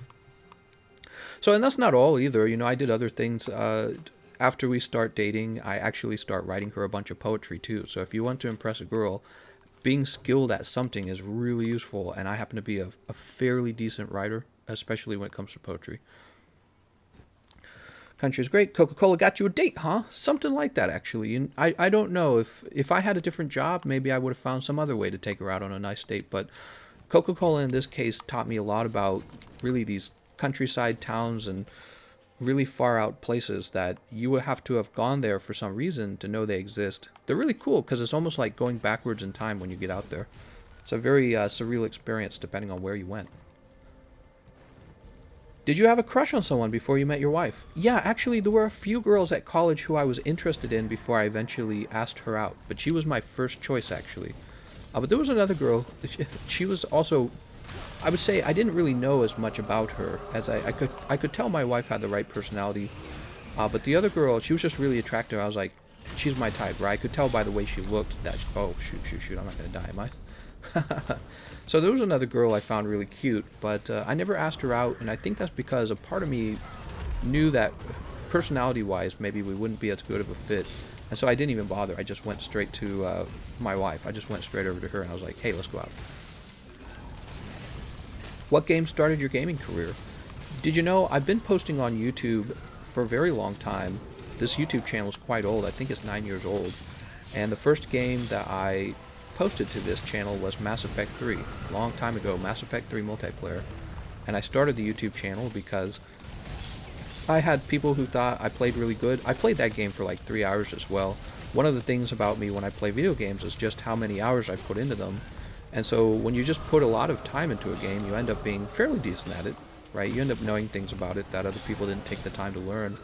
And I was posting builds to my YouTube channel for Mass Effect back then, and I was absolutely terrible at YouTube. I didn't think of it as a way to make money. It was just a way to have fun. And after that, I would post some Minecraft stuff as well. Actually, I have some regrets with my YouTube channel. Eventually, I started deleting some of the content, and I wish I had never done that. I wish I had just taken it all private and kept it. I wasn't really thinking too hard when I deleted it. It was just like, oh, there's old content. It wasn't really anything I thought too hard about. But if I had held on to it, that would have been nice because I could look back and see where I'd been. That was a mistake. Tester says poetry, big dick move right there. Yeah, so that's something about me that you guys don't know is I've written quite a lot of poetry. I've written like whole notebooks full, and then I hand wrote a book. I hand wrote a book when I was like 15. So one thing about me, if it sounds like I do a great deal of talking when we're live, that's because I just have a lot of words in my head. And this was true when I was younger too, when I was 15, and I did an enormous amount of writing then. And eventually I would move from writing stories to writing poetry because I found it was challenging in a different way. With books, you were trying to tell a story. With poetry, you were just trying to affect the other person in a few phrases, in a maybe like a short reading. And so poetry is challenging in a very different way. I think it's closer anyways to music, right? Poetry is. And I spent just an enormous amount of time focusing on being able to write good poetry. It wasn't anything I was doing to impress girls. I just wanted to be able to write really well. Oops. I did not mean to do that. Opinion on Mass Effect 3 back then, it was one of my favorite games of all time. It's a pity that, their studio was affected so much by feminism and progressivist ideals rather than hiring people strictly for talent. BioWare, I think, is in the toilet right now, and I don't know if they'll come back out of it. Looking forward to Godfall on PS5? Don't even know what that is. Found some tips for Furious Raging. Thanks, Gameconomist. No problem, man. I've been trying to learn the gun lance. It needs a way to aim. No, it doesn't. It doesn't need a way to aim. It's really good, actually. Do you stream throughout the day? From what I noticed, it seems the stream later into the night. I tend to stream late at night. That's right. Sometimes I will occasionally do a day stream, but it is very random. What will it take to get you to share some of your poetry with us? Oh, sharing my poetry? Gosh, I don't know. That one's definitely very sensitive. That's kind of a very private thing. Probably my best poems were the ones I wrote for my wife, because those were the last ones I wrote. I should write some new poetry for her, to be honest. After we, after we really got into a serious relationship, I kind of stopped. But also, I was just at a period in life where I was focusing more on trying to do things like make music, like what you guys heard in that one live stream, where I was sharing music that I'd written in GarageBand. So I kind of moved from poetry over to music. And ever since then, if you want to talk about a creative outlet, this YouTube channel has been my creative outlet since then. So I really haven't had a chance to do any more writing. But yeah, my best ones are probably all for my wife, and of course they're going to be, more private and sensitive. Maybe when I'm dead you can hear them. I love your videos. Keep up the awesome work. You helped me so much. Thanks, Galaxy. Can you play Gunless next so I can watch? Says Amdolazalek. Amdolazalek? I probably could. Make a poetry about Monster Hunter. Are you into reading? No, I hate reading, actually. That's not an exaggeration either. I actually get very tired of reading. I like content that comes out very quickly, and reading is very slow. So I get tired of reading very fast. What I do like reading are Cliff Notes. Cliff Notes, I enjoy those a lot. But long form, just like movies, I don't like stories. I don't like books. Am I looking forward to Baldur's Gate 3? I never played any of the Baldur's Gates in the past, but they definitely had an interesting looking trailer, so I couldn't tell you if I'm looking forward to it. Do a stream with my wife. I have done that in the past. It's difficult to hear her on the microphone. We can't figure out how to get two microphones set up. Does artillery affect switch axe file damage? I believe not. No. Economist. Yeah. I wrote a lot of poetry. Actually, when I was younger, I didn't expect to get into poetry when I was much younger. But there was this girl when I was young who I had a crush on, and I mean young, I was like 13 probably.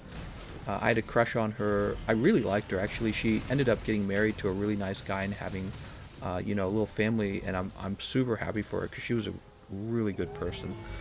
Anyways, I had a crush on her, and we would pass secret notes back and forth when we were young. Nobody knows this about me. My family doesn't know it, and I had a large family of 11 siblings, so it's hard to keep a secret. But she and I would pass sort of like these papers we would write each other, like pen pals, but the problem with it is we couldn't just be pen pals because she was a pretty girl and I was a guy, and we were just old enough to be, attracted to each other and thinking about dating and all those things that the people were thinking about at the age of 13.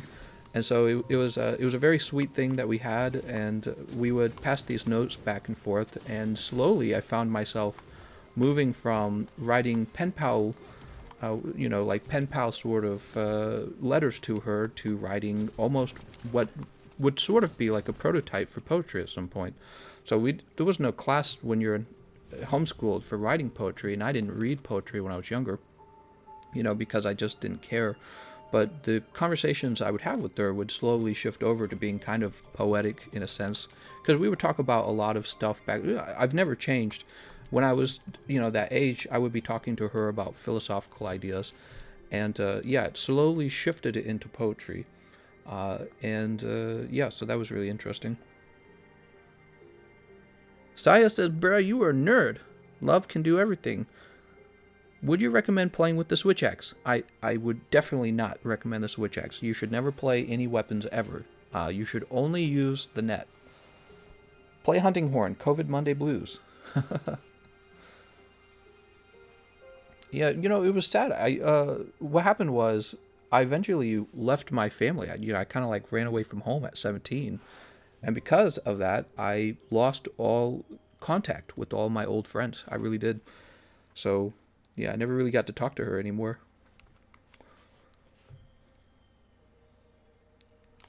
Crazy, crazy.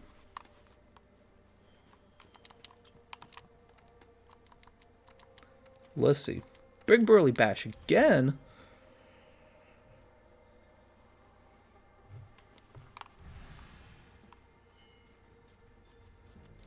Let's go ahead and eat.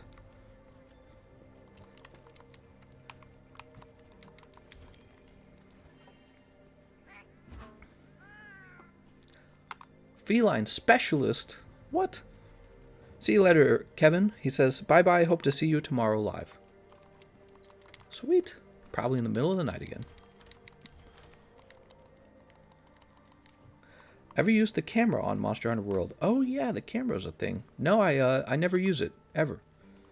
Actually, when they introduced it, I remember thinking to myself, I'm never going to use that. Have you played Reckoning Kingdoms of Amalur? Nope.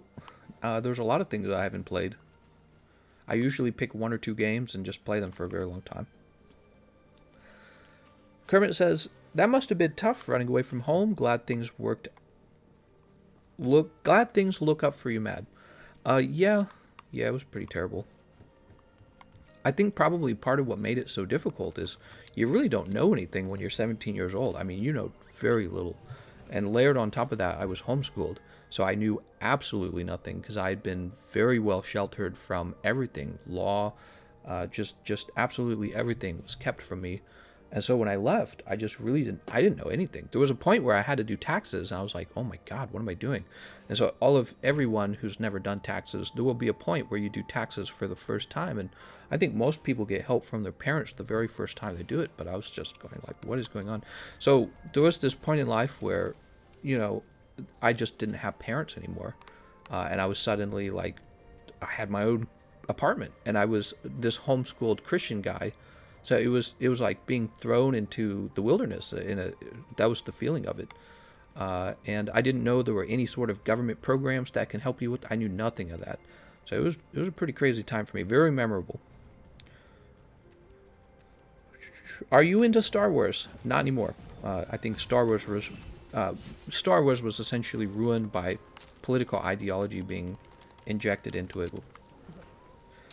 I'm glad that VR did not make it into Monster Hunter World, or I'll get horrible motion sickness. Yeah, I think they tried to do, like, virtual reality with Doom in the past, didn't they? And it wasn't a successful project. People didn't like it.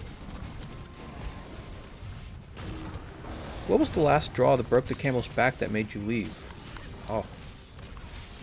That's hard to say. I was having a fight at the time with my parents, and no, there was kind of a straw that broke the camel's back. Actually, I'm trying to remember what it was.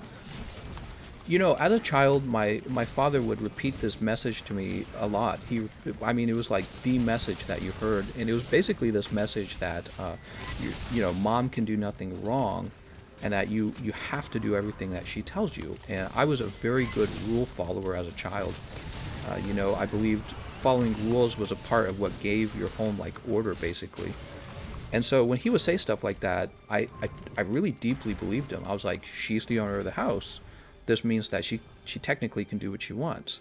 And there was this point where I realized, the things that went on in my house weren't normal. As a homeschooled child, I had no outside sort of reference to compare my life to anyone else. They kept us hidden very well. My family did. My parents did. And so I had nothing to compare them to, but I was getting old enough to really form my own opinions at 17 and be like, this just isn't right. What's going on here? And so there was this point where I was in another really just bad fight with my parents. And I realized they weren't normal, but then also I realized at the same time that my parents could be wrong about things. Right, so I was raised up in a family where the parents kept saying we can't be wrong. There's no way for us to be wrong. Basically, they would say something along the lines of, God gives us the ability to parent you, and you believe in God, so God's given us the power to do what we have to do, and we do it for your good. And so I was sold on this message really well. I was sold on this message. So anytime they did something that later I would realize is abusive, much later in life I'd realize much of it's physical abuse and emotional manipulation and abuse. But anytime they did that to me when I was young, I just believed, well, this is the way it is because they can't be wrong. And at 17, I was like, they're definitely wrong. There's no way. I didn't even watch a lot of TV, guys, so I didn't watch a great deal of TV and movies. I didn't have any frame of reference at all when it came to these issues. But I was realizing just in my gut, kind of intuitively, that something wasn't right. And then I was like, oh, man, Mom and Dad are fallible. That's what I was realizing. Mom and Dad are fallible. And so on my own, with no help from anyone, and honestly, if I had gotten help, I could have escaped home sooner, or maybe even reported them to Child Protective Services or something. On my own, I was coming to this realization that this just isn't okay, the way they're behaving. And at that point, once I had reached the point where I realized they are fallible, I was like, oh my God, I gotta get out of here. Because it was that bad. It was really, really, really bad. And what would happen later, I would learn is, I had 11 siblings. All 11 of them would run away from home. Like, none of them stayed home. They all left the same way. So it kind of affirmed what I already knew, and that the relationships there were very toxic. I think my parents, essentially, they needed therapy or something. They were themselves very isolated types of people, they were very religious, like really, it's always very religious people, right? They were very religious, but all of their family lived out in Kansas City, and they were out here in St. Louis, and we didn't visit all the time, and when relatives visited, it was just for the holidays, and it was all fun and merriment, and so I don't think anybody really knew what was going on. And you have to remember, this was before the internet, right? So the internet comes out in the 90s, and there was no easy way to learn about mental health issues or anything like that. So something's wrong with my parents, and they're really abusing the children. Physical abuse is probably one of the biggest things that went on in the family. There was just an enormous amount of it.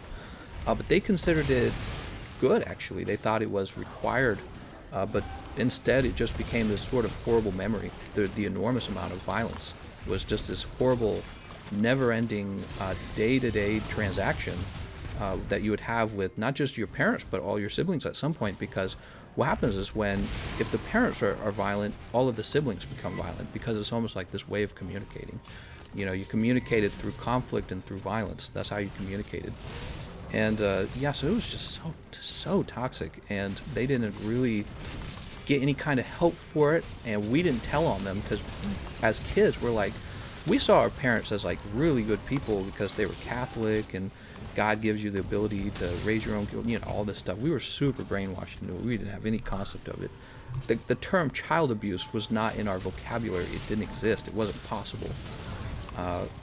So again, just at an intuitive level, which is really hard to do, I would say, when you have no frame of reference, at a intuitive level, I knew something was totally wrong with the relationships, and being able to admit that my parents were fallible and capable of being wrong about things and capable of being evil. See, those were things I didn't believe in.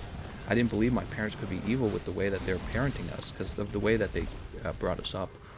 And once I made that realization, to answer your question in a very long way, that was basically the straw that broke the camel's back. I was out in a day. I just left immediately. There was no plan at all. No planning. I was like, I'm out of here. And I just immediately left. I immediately signed up for well, the thing is, I spent this long period of time basically homeless, but then there was a very brief time where I stayed at home a little bit for a little while, And then after realizing there's something wrong with my parents, I took the small amount of money I had and applied for an apartment. And I got in, which was really surprising, actually. It must have been, from what I understand, the apartment I went to is like a really janky apartment where like drug dealers live. They didn't ask any questions. They're just like, here's the rent. Come on in. You know, give us the deposit check. I happen to have enough money to put a deposit in. So maybe I was lucky that that was the case, that I was able to escape that way. And there was one more day where I saw the inside of my home. Basically, after I purchased the apartment for 6 months, I came back home in like a point of time where I knew nobody was home. It was just one of my brothers. And he helped me grab some of my stuff, and after that, I just disappeared. That was it. It's sad to hear when parents deface the name of God by abusing the children he gave us. Kermit says, hearing you had to go through that with your parents makes me angry. Yeah, it was pretty terrible. Yeah, all the children left, though. That was the thing. They all left. Yeah, so they got in trouble. I realized my parents were how they were because that was how they were brought up, and rather than changing, they made it as their guideline for raising their children. Well, here's what frustrates me too is I think my parents were especially messed up. I had aunts and uncles, and I think they ended up having normal relationships with all of their kids, my cousins, who, by the way, I haven't seen any of my cousins. I have a ton of them. I haven't seen any of them in 17 years. So I think all of them had normal relationships. I think it was just my parents. I think they were like super crazy. I don't know what it is. Yeah. Yeah, it's pretty bad. My mom is religious, but my dad isn't, and they argue a lot. Hearing this story makes me appreciate my parents more. Hard thing is your parents were brainwashed too. Religion isn't always the right thing. Yeah, I can agree with that a little bit, but I don't see it as that way. Actually, I think I found a lot of comfort in the church, so I would have been Catholic. And Catholicism actually offers a lot of structure and a lot of what I would call like maybe meditation. So I wasn't really the Catholic Church. It was more like their interpretation of the church, right? So they would believe things that would allow them to become very abusive. So, for example, this is one of the logical beliefs of my parent is you had to use capital punishment on the children. You had to use violence on the children in order to keep them from going to hell, right? So that was their belief. And so they thought if they were violent enough with us to stop us from doing bad things and to teach us not to be bad, that we would choose to do better things because we were afraid of the punishment, essentially. That wasn't the case. We just became sneakier as children. Actually, all of the constant uncertainty in our environment and the constant danger in our environment taught me to be incredibly sneaky, both in my ability to lie. I became a very good liar, but also in my ability to just always mask my motivation and my feelings. I was really good at it. In fact, my siblings would tell me that I was basically the sneakiest among them. So with personality, I could be like a chameleon. I could just be anything I had to be at the time in order to control what was going on around me. And that's what ends up happening when you're in a really dangerous environment. You learn how to control that environment. And this is what causes all kinds of really not good behaviors in people later in life, which, lucky for me, I was able to figure most of this stuff out.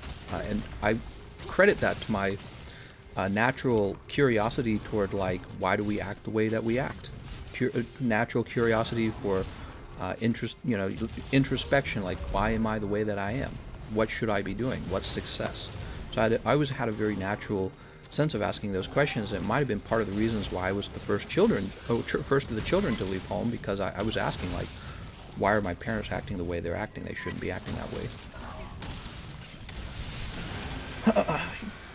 Church helps those when you're weak after you're lost to the words of the preacher. Do you still have contact with your brothers and sisters? Most of them, no. The oldest ones, who were closest in age to me, I do have contact with them. We just never talk. And it's not because we dislike each other either. We just never talk. I'm Christian. Curiosity and survival, that just makes good liars. Yeah, so in a dangerous environment, there's kind of this thing that occurs where you sort of become really good at hiding and masking yourself and lying, but also it sort of gives you this internal feeling like, kind of like you're a monster almost, kind of like you're dangerous, like you have teeth or something like that, right? Because you're constantly fighting and constantly fighting and constantly fighting.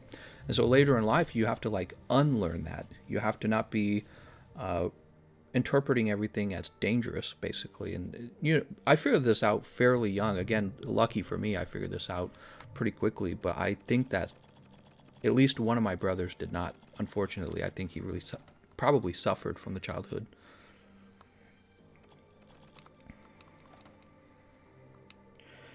Kids that don't get beat become dickheads, bro. I have a certain agreement with you, actually. I think that, if you have bad children, you actually do need to teach them to be good people and show them that there's expectations, and teach them setting, like life goals and how to be productive, and teach them not to be naive about the world and to have some self-control. But what was going on in my family was much, much, much, much, much worse than that. Yeah. Actually, in some ways, I avoided some of the worst abuse because I happened to have been good at math. The children who struggled with the homeschooling were really severely beaten sometimes because, my mother believed if you would simply beat the children hard enough that they would work harder with their education. But for me, personally, I was simply born capable of understanding the math very quickly. So I didn't work harder than my siblings when it came to education. It's just that I would open the book and be like, yeah, that. And she would be like, okay, well, the other kids need to be able to do math this quickly. And she wouldn't like create an environment where they would feel safe to do this education for themselves, this self-learning, which is so silly because it's like children don't teach themselves. That's the dumbest thing I've ever heard. Children want to be rowdy and break the rules and eat ice cream and watch cartoons all day. That's what kids want to do. But so my mother believed that, if your children aren't learning, it's because, obviously they're not scared enough. And so the best way to get them to learn is to scare them into learning. And so that was her strategy for everything, basically, was horrible punishments if you don't do what you're told to do. And again, this just made you extremely shifty. It also made you suspicious, and it really drove out feelings of naivety and stuff like that out of you very quickly. You became aware of the world. But it wasn't so good. Did you ever call the CPS? B-52, somebody did, I believe, and I was told by one of my siblings, it was my sister who's closest to me in age, that she had to do two things. She had to divorce my father. A lawyer told my mother that she had to divorce my father or she was going to lose the children, and that was because things he was getting in trouble for. And then she was told that she had to go to therapy or lose the children as well. So that was the only thing I had heard about those issues, and that's all I know, and I don't really know anything else. Structure, discipline, and explain why something is wrong. It's not saved. Me and my brother used to get into horrible fights. It stopped when we realized our parents were insane. Yeah, so that was true in my family as well. So as I mentioned before, violence sort of just became a form of communication. Everyone communicated through violence. There were 11 of us, so if you had a conflict with one of your siblings, the solution was violence. And that's because whenever there was a problem that we had between us and doing what our parents told us, their solution was violence. So just like children mimic their parents, we were mimicking their violence onto each other, and this became a really horrible thing. That there was constant fighting and violence amongst the children, including me with my brothers and me with my sisters, whatever the case was. It would be very bad, actually. Also, the fact that there were 11 of us. There was just never enough to go around. We were always poor, and the environment was very dangerous because of our parents, and then we were just violent to each other. So day by day, it was like full-on misery every day. One of the this was another thing that told me something wasn't right at home. Me and my siblings got really good at hearing how people move around the house. Like, you could hear who was walking where, and you became very skilled at listening for your parents' footstep. And the reason you needed to be able to detect who was walking was so that you could escape to the next room before they enter the room that you were in. So you would escape to the next room because you didn't want to be involved with any trouble with your parents. And we would be like, little ninjas, basically going from one room to the next, completely avoiding, like my mother was probably the most violent. Official Banana says, funnily enough, that's the exact opposite of the supposed message that Catholicism should convey. Well, yeah. Well, I mentioned that the Catholic Church actually provided almost a feeling of tranquility and meditation. And I realized what my parents were doing was they were taking religious concepts and saying, what I'm doing is okay because I've got God on my side. Do you see? So this is what religious leaders do all the time. Religious leaders say, I can do anything I want because God told me to do this. See? And there's a lot of movies that talk about this. They create like a religious figure who believes what they're doing is holy because God told them to do it. So my parents were like that, and it justified their really, really violent behaviors. Aaron says, so it was like How to Train Your Dragon. He learned to swim because his dad threatened to kill him. Time's out, taking away entertainment items, chores. I have a dog and I don't beat him when he does something wrong because he will become aggressive in the future. I just put them in timeout. Brian Wong says, I do not believe in anything, but I will also not blame the religion and the people. I'll only blame the teaching system. Yeah, you guys all seem to have thoughts and feelings on this. Let me just say, the problem rested in my parents. They were people who probably needed to be pulled aside and taught how to be parents. And when they used abuse on their children, they should have been punished themselves for it. But there was no system like that. And there was no way for me to understand the lives of other children because I was homeschooled. So homeschooling actually allowed my parents to be very violent, and it shielded me from having contact with like a school counselor or even just friends who I could hang out at their family's home, and I had none of that. We were perfectly isolated. Perfect isolation. It was very rare that I got to hang out with anyone. So do you still talk to your parents? No. I was like 17 years, no. I don't know why I would want to. There's just nothing there. There's a lot of bad memories, and that's about it. Luckily, I'm bigger than both my parents, so they couldn't really fight me if they tried. Not to mention, I'm a martial artist. My dad's huge. He could beat us all. Like crazy. He was in the Navy. He's taller than I am, actually. I think he's like probably like 6'4" or something. He's real tall, and yeah, he was terrifying. Broke me on my religion. Yeah. I don't know why people are such bad parents. I'm not a fan of homeschool. Well, this is the thing with homeschooling. There were families who I think were able to do a good job homeschooling. And then there are families like mine that do a absolutely unacceptable job of homeschooling where there's no learning. It's basically just a way for the parent to have the kids stay out of public school because they have maybe a fear of government, or maybe whatever the case was. My parent was afraid that if I went to public school that I would no longer be Catholic, I would no longer be a good Catholic. So she didn't want any of us to be in the public school because we would be tempted with sex and drugs and all the bad things. So that was the decision behind homeschooling. But I met many homeschoolers who are very smart, and their parents are just unusually smart, and they know that their child is gifted. And then, this is what happens with homeschooling is everyone advertises those children as a product of homeschooling. Everyone advertises the brilliant children who got to stay home and learn because they're much smarter than the children at public school. Those children get advertised. The other side of homeschooling never gets advertised. There's actually like a worst group of homeschoolers. These would be the children who are so kind of like they're bad children, or the parents are bad, or there's some kind of just really great dysfunction in their family. Maybe they have a paranoia of the public school system. They have a paranoia of the government, and it's so bad. But these children don't succeed in their education. They're not brilliant children. They just don't succeed in their education, and nobody hears about these children because we only show off the good homeschoolers. So the problem with homeschooling is that there's no rules for it. So if you have parents who are good at homeschooling, you actually could be in a position to be really well educated and actually avoid all of the drama and maybe the some sort of traumatizing experiences you might have, or regrets you might have in public school, right? So that's actually accurate.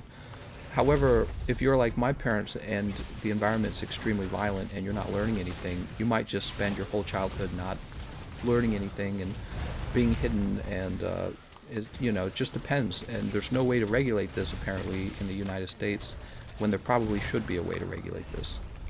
There should be a test to see if the children are actually learning and if abuse is occurring. Bad parents who don't want kids are why I'm okay with abortion. Yesterday I hit a Shomos on the head while asleep for 3,272. Aaron says, my family's the reason I'm no longer Catholic. I still believe in God, but not organized religion. Well, having a bad family or good family shouldn't be the premise, shouldn't be the root of your belief system. It doesn't make any sense. Obviously, if there was some sort of omnipotent God or whatever, he wouldn't tell your family to be bad and then you should leave a particular religion just because of them. My leaving of the Catholic Church was just based on my constant interest in, perhaps theological debate and thinking about what religion is and if it's something that you can trust to be, well, maybe self-evident or having any evidence at all, which there isn't, by the way, for religion. There's no evidence for many of the claims that most religions make. Hey, mister, why are you still up? Derek says, so when those Turpin people get busted for abusing their kids, I guess it resonated with you. I don't know who you're referencing, the Turpin children. I'm going to guess that they are children in a situation like mine. And, generally this is true. When I hear about children who were homeschooled or they were hidden because of religious purposes, what happened to them is actually extremely similar to what happened to us. Extremely similar. Is parents who are hyper-controlling, scared of everything maybe, and what they do to deal with this is they have their kids become homeschooled to keep them away from the rest of the world. And it turns out if these parents are physically abusive, there's nobody there to sort of report it, except for the children themselves who don't know anything. Oops. I was homeschooled through 3rd, 4th, and 5th grade. When my parents put me in public school for 6th grade, they skipped me up to 8th. Very good, GN. And yeah, so that's why I was saying, too, as well, not all of homeschooling is bad. So if you have actually parents who know how to help you with their education in a way that's better than the public school, it can actually be an opportunity for you to spend time at home with your parents and really to learn faster and at your own pace and not be bothered with, am I sexy enough? Who am I going to get a blowjob from? And any of these other things that you might actually, how am I doing in the popularity contest? You don't really worry about those things at home, but the core issue with education is you should be well educated, and in my case, we were not receiving a good education. I gave up on religion when I was like 10 because they never answered my question about why I should shame people and avoid people who don't believe in other religions or our religion. Hey, mister, why are you still up? I think I've caught up on all your questions. Yeah, man. It's funny, we talk so much on this channel, but I don't actually talk about my childhood that much, when probably that is the most interesting thing about me.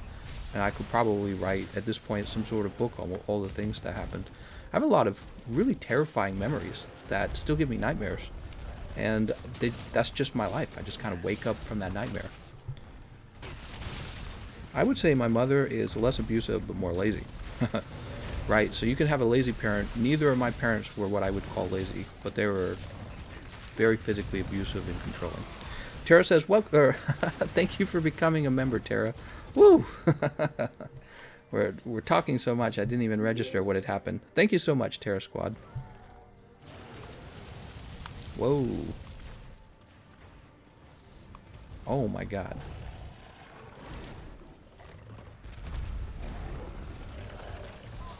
What game did you start Monster Hunter with? This one.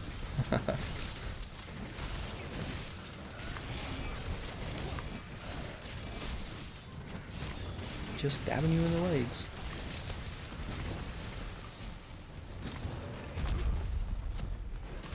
How did your wife feel about all this? Just curious.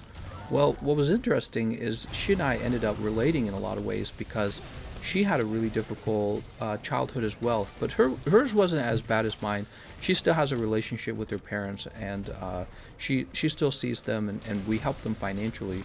But her family had severe religious problems in their own way.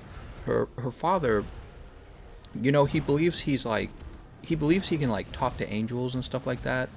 What is he? What group is he? I'm trying to remember. He's one of the religious groups that's really crazy, right? So he's in that group. And he believes that angels talk to him, and he can see demons, and he can drive demons out of people, and these miracles are being performed. So that was her father, and her parents actually inherited quite a lot of money.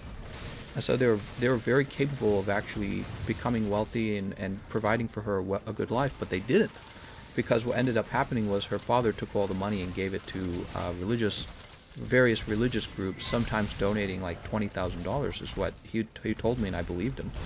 And so you would look at these religious groups and learn that the pastor lives on $1 million ranch house and a huge chunk of property. So he was part of like those groups.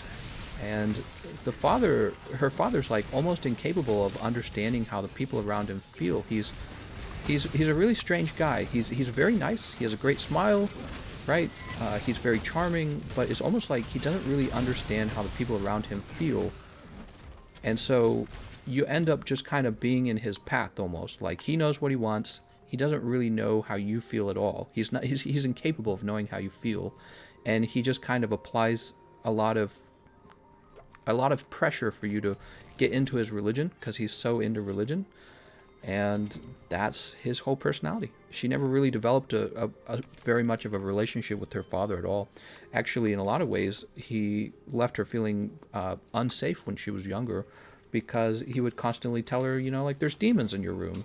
And she believed him because she was a child, right? So she believed that was actually kind of a form of abuse. Even if he's not violent like my parents were, it still left her feeling very unsafe. And, neither of her parents apparently cared a great deal about her children's needs, but they had a different problem. They were like lazy almost, and they didn't take care of themselves very well, and they certainly didn't take care of their wealth at all. And so now she and I have worked so hard to have success, and here we are still not building wealth yet because we're spending all this time helping them because they've lost everything. They lost all the money. It's like one of those stories, right, where a man inherits a bunch of money and squanders it. So they squandered all this money. And then she and I, we never had money. She didn't have money, I didn't have money. We went into debt to go to school, and we just struggled like crazy. We lived like, peasants basically. We were eating potatoes and cabbage for every single day, potatoes and cabbage to make it through school on a very tight budget. Because what happened actually, there was a point where she had so little money she might have actually had to drop out, and we were just using our student loans very carefully to make it through our 4-year education. She didn't have a car, she didn't have a place to stay, none of those things.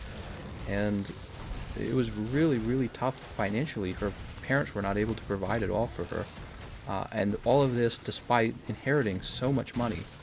And her dad was just so weird. He would like send Christmas presents to girls in India who he was hoping to basically convert to Christianity, but he would not give Christmas presents to his own children because he didn't care. He didn't really care. He cared mostly about whether or not he would be seen as like a holy man and doing what the angels in his head tell him to do, right?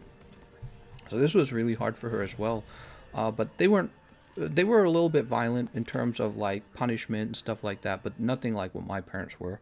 So she still talks to them. She just doesn't feel very close to them at all, unfortunately. And some days she talks about wishing to just kind of leave Missouri and get far away, A child will internalize and learn from everything. Sounds like some politicians. Read my comments. Proud Cheater says, I've been running the Blackwing Bowgun with full bracky. I can run Pierce and Rapid Sticky. Do you think it is strong? It's an okay bowgun, but the best bowguns are the Sophajiva bowguns. Religious families seem to have the same problem. They play perfect at church and live hell at home. Yeah, actually, there was this point where he was trying to get me to tell him that I would force her to be a Christian, and I just kind of straight up told her, no, I don't really believe in all that. And he went really wild on me. It was maybe the worst part. Between he and I, is kind of our worst moment. He started like, I don't want to say he was like performing an exorcism, but he was like shouting, and he was like, young man, I drive the God's word into your heart, and all this really weird stuff that like these preachers, like Bible preachers, would do on the television. And I'm sitting there like, this guy's nuts, man. This guy's off his rocker. And I'm thinking to myself, wow, I was trying to imagine myself in my wife's shoes at the age of like 10, having her dad do this to her. And I'm like, yeah, this is almost like terrorism for a child. But, obviously I was like 25. I was like, dude, it's not going to work on me. And he didn't understand also the extent of physical abuse that I'd gone through at home. So I was like, you don't even know, man. There's a scary monster inside of me that you don't want to mess with. So he's like doing all this shouting, trying to like do some sort of Christian thing to me, like drive the devil out of me or something in order to be a Christian. It was the wildest experience I'd ever had. The Catholics are not like that. Catholics are very normal people as far as I'm concerned. Catholicism, you just meet your every average, just average people who are just like, hey, what's up? And, they do all their genuflecting and all that in the church. And then when they come out of church, they're fairly normal. He was not normal, no. So, I'll hang out with them. I don't hold any hard feelings against him, but he's pretty weird religiously. And I'm so uncomfortable with that. So I don't hang out with them all the time. And honestly, she doesn't either. She just doesn't like their company. If you're not perfect, you're always reminded how bad you are. Tester says, glad you made the right choice and left. Some people aren't that strong to make the choice or don't know that they can make the choice. Our experiences have been different. That's true, Jay Rizzle. Do you ever play PlayStation 4? Nope, I never played PlayStation 4. Derek says you need to do a TED Talk on all this. All right, guys, getting the TED Talk going. Does all this abuse keep you from being close with your siblings? Yes, that's essentially it. Basically, the memories of my past were all so terrible. There's no good memories. And so when you have somebody who you knew when you were a child, but literally only bad memories with them, you don't hang out with each other. And so all siblings basically hide from each other is what I understand. I will occasionally talk to my older sister like across Facebook to get like news, but we don't really talk, you know what I mean? And my understanding is that all the siblings split up and just kind of moved away from each other, and nobody talks to each other, and that's it. In fact, I think the youngest children, some of the youngest children were able to, in a sort of de facto way, they were like adopted by my aunts and uncles, some of them. They ran away from home, and then my aunts and uncles stepped in and helped them. And one of my aunts on my father's side was like, wow, I didn't know there was so much abuse going on. She contacted me while I was in college because I think what had happened is one of my siblings ran away from home, and the rest of my extended family kind of caught up on what was going on. And I don't remember how. Oh, she found me on Facebook. That's what it was. And she was asking me if I was okay. I was like, oh my gosh, I haven't spoken to you in like 10 years. And she's like, I found out all the abuse. And I was like, yeah, it's really crazy. Because of course, after I left home, my mother didn't tell them it was because, oh yeah, me and my husband are super abusive and he left to escape. They don't say that. They say he's a bad kid. He's a black sheep, and he'll come back on his own. He'll come back eventually. That's what you think, right? Or you at least don't admit that the problem is you when you're an abusive parent. So I'm sure when I was the first child to leave my family, I'm sure when I left, they all believed it was me actually being a rebellious teenager. But no, it was actually really horrifying abuse, and I was never coming back.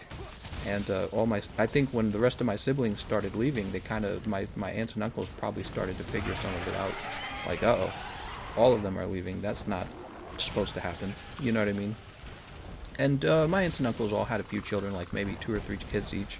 So they had fairly normal lives, I think. Every religious group has their fair share of nutcases. Fanatics of any religious group isn't good. Yeah. Been great playing with you finally. Have a great night. Thanks very much, Bubba's. You have a nice night as well. Benny says, I'm sorry for you with that. Me and my siblings went through terrible abuse, but it made us closer. It gave us a way to cope by standing together through it all. Yeah, there's actually there's a lot I could talk about, man. My childhood, there's so much stories in my childhood. Really, really bad ones. So, there's a good reason none of us hang out. Did all of your relatives know about this? Well, no, see, that was my point. When I left home, almost certainly, because you see, my mother was actually a very big liar as well. I mentioned to you that I learned how to lie and be deceptive at a very young age in order basically to protect myself and to control my environment. Well, my mother was a very skilled liar herself. This trick to being a good liar is to be as honest as possible and to just adjust a small amount of truth. And basically, you're not trying to lie, you're trying to alter the beliefs of the person who you're talking to. So my mother was very skilled at this herself, and I'm certain as soon as I left that basically she just made sure that the perception of herself and my father was that they were terrific parents. This is one of the things. My parents had everyone believed my parents were very skilled, good parents. So this was one of the beliefs about my parents, which is not true. what would happen is in public, all the children were extremely well behaved in public. Quiet, very quiet. Quiet, organized. The children, there would be a buddy system where older children would take care of younger children. And so it was a very organized system. And people were always so impressed by this because there were so many children. So this is a family of 11 children that is so well organized. And other people would have loud, rowdy children. They didn't understand that the reason that the children are so quiet is because at home, you might be like forced to sit on a chair and watch everyone else eat dinner, and you just weren't allowed to eat anymore. And this was a form of punishment that you can use to really mess with the kid and tell them, hey, be loud in public, this will happen again next time. So that's a really bad punishment where you tell a kid they're not going to get to eat anymore as a form of punishment. And that one, I don't know, that one's more like a psychological punishment, whereas the physical punishment, you would just get smacked real hard, right? Did all your relatives... Oh, I already answered that. Were you the oldest of the bunch? Sort of. I was the oldest brother, and I had 2 older sisters, but because we were Catholic, being an oldest son meant having, basically a belief that you had to do as much physical labor and as much of the chores as you might be able to do, basically. You had like a special status as the oldest son. That's what I'm saying. So did they ever take you to Sunday Mass and lull of the rest of that stuff with a... What? I don't think I understood your question that time. I'm the real black sheep? Yeah.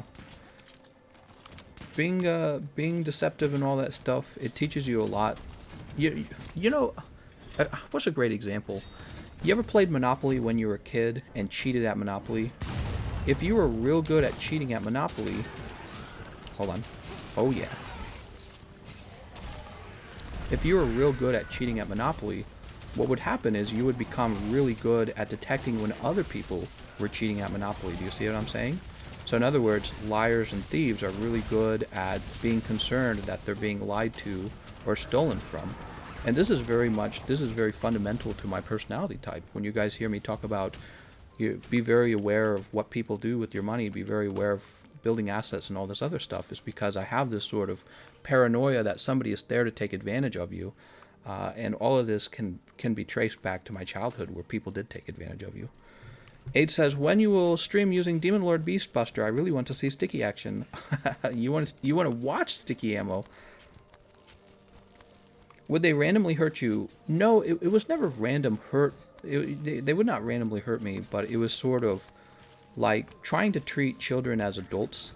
Children were expected to do things with the same level of skill as adults and to work roughly about as hard as an adult, but this is not normal for children. And so, if you failed to perform, basically, if you were... My mom was basically a sort of person where if she saw you as incompetent, the punishment for being incompetent was very high, and it was violence. It was violence for being incompetent. So, and she was weird. She had this unusually high standard that I didn't consider it normal.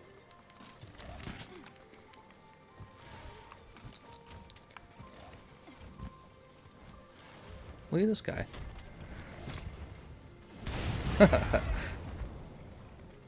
Uh-oh. Let's grab him on the head. My parents not let us talk to anyone, read, watch TV, go outside, or interact with anyone for months at a time. They also beat the heck out of us for the most issues, big or small, with the thick cable wire.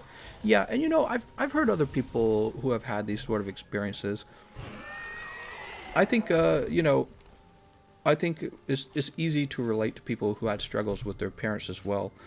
Everyone kind of has a trouble with their parent, but occasionally I will see people with just like loving relationships with their parents. I'm like, what's that like? You know what I mean? Like, wow, never heard of that. You know what I mean? Never experienced that. Problem is almost everyone takes advantage of someone whether they realize it or not. Well, it's almost always in the case of realizing it. I think that this is where slavery comes from. It's where the whole power structure comes from. Life very much is pretty much about having power over other people. I do believe that. And you're usually somebody who has somebody over you, who has found a way to become over you, right, to have power over you, or you've gained enough power to have power over someone else, even if everyone's smiling and shaking hands while they're doing it. Are you still in touch with any of your siblings?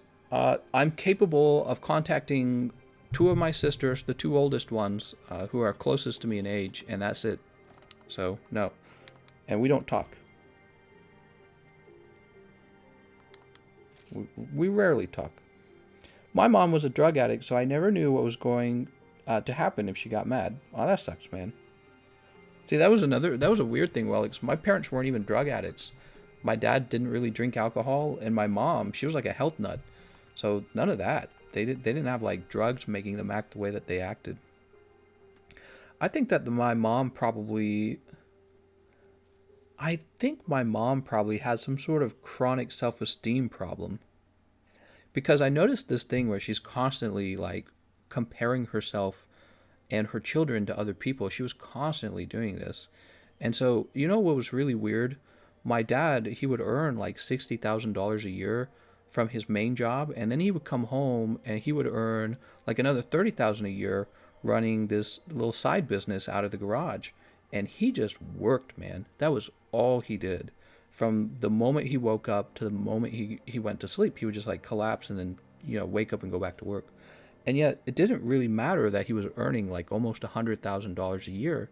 It was just never enough for her. She was always like, you don't earn enough money, you don't earn enough money, you don't earn. And back then you have to understand, this was in the 90s. He was earning almost 90,000 in the 90s and the early 2000s. So he's just working like crazy, and she just never approved of him. And I'm like, how do you have somebody who can never approve of their partner? And I'm like, something's not right with her. And he had his own problems, which I won't go into in great detail, but yeah, he had his own problems. Nervous system says, so were your parents basically just perfection freaks? No, my dad he had problems, and my mom, I don't exactly know what her problems were. Your mom is a narcissist. Yeah, I don't know. Do you think you will make a sleep greatsword in the future? Says Ruben. Probably I won't worry about it. What I want to know is what Kulv Taroth has.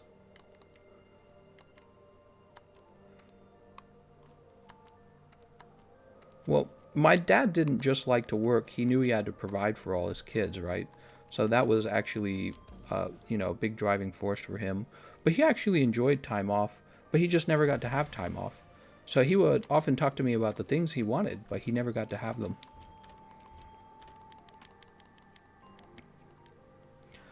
Religious imagined disorder. I don't remember the actual term. Some people like working. Is your dad's lifestyle affecting your lifestyle? Well, I learned a lot about how much work you're capable of doing in a day. And from him, I basically learned that you could work for like 16 to 18 hours. It's very possible to do this every day. So I wouldn't say that I'm forced to work like this, where I put a great deal of effort into everything I do, but I learned from him that you could. But not just that, actually, as a kid in my family, there was an enormous amount of work. Most children would be outside enjoying their day. Most of neighbor kids, I'm not talking about my siblings, neighbor kids would be outside playing football in the streets, or soccer, or whatever it is they were playing and socializing. And I would be in his business actually working. So I spent most of my time working. And I was part of the buddy system, like my two oldest sisters, so I had to take care of my youngest brother. I had to take care of him like almost as if he was my own child. So he had to be fed, and he had to be clothed and bathed, and I had to constantly change his diaper. I had to potty train him. This is something you guys probably have never done before, and if you ever have a kid, you probably will. Some of you probably have already had a kid and have already done it, but I was doing this at about 15 years old. Rather than learning anything in school, I didn't learn anything.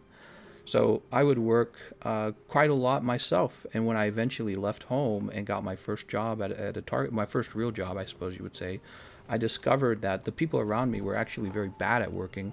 People around me, they didn't have a very good level of focus, and they would tire quickly, and they didn't like the work, and this seemed to affect their ability to go fast. So they would just kind of give up and be like, this frustrates me. I had none of that. I was like, we're going on full energy, 100% energy all day, every day. And it was just fully easy for me. And my managers were always blown out of their minds at how much I could accomplish by myself, because I worked at full frenzy, and there's no looking back. When it's time to clock into work, you will be the best worker in the store. And all of this was so easy because that was my whole childhood. The amount of chores and work you do in a large family is massive.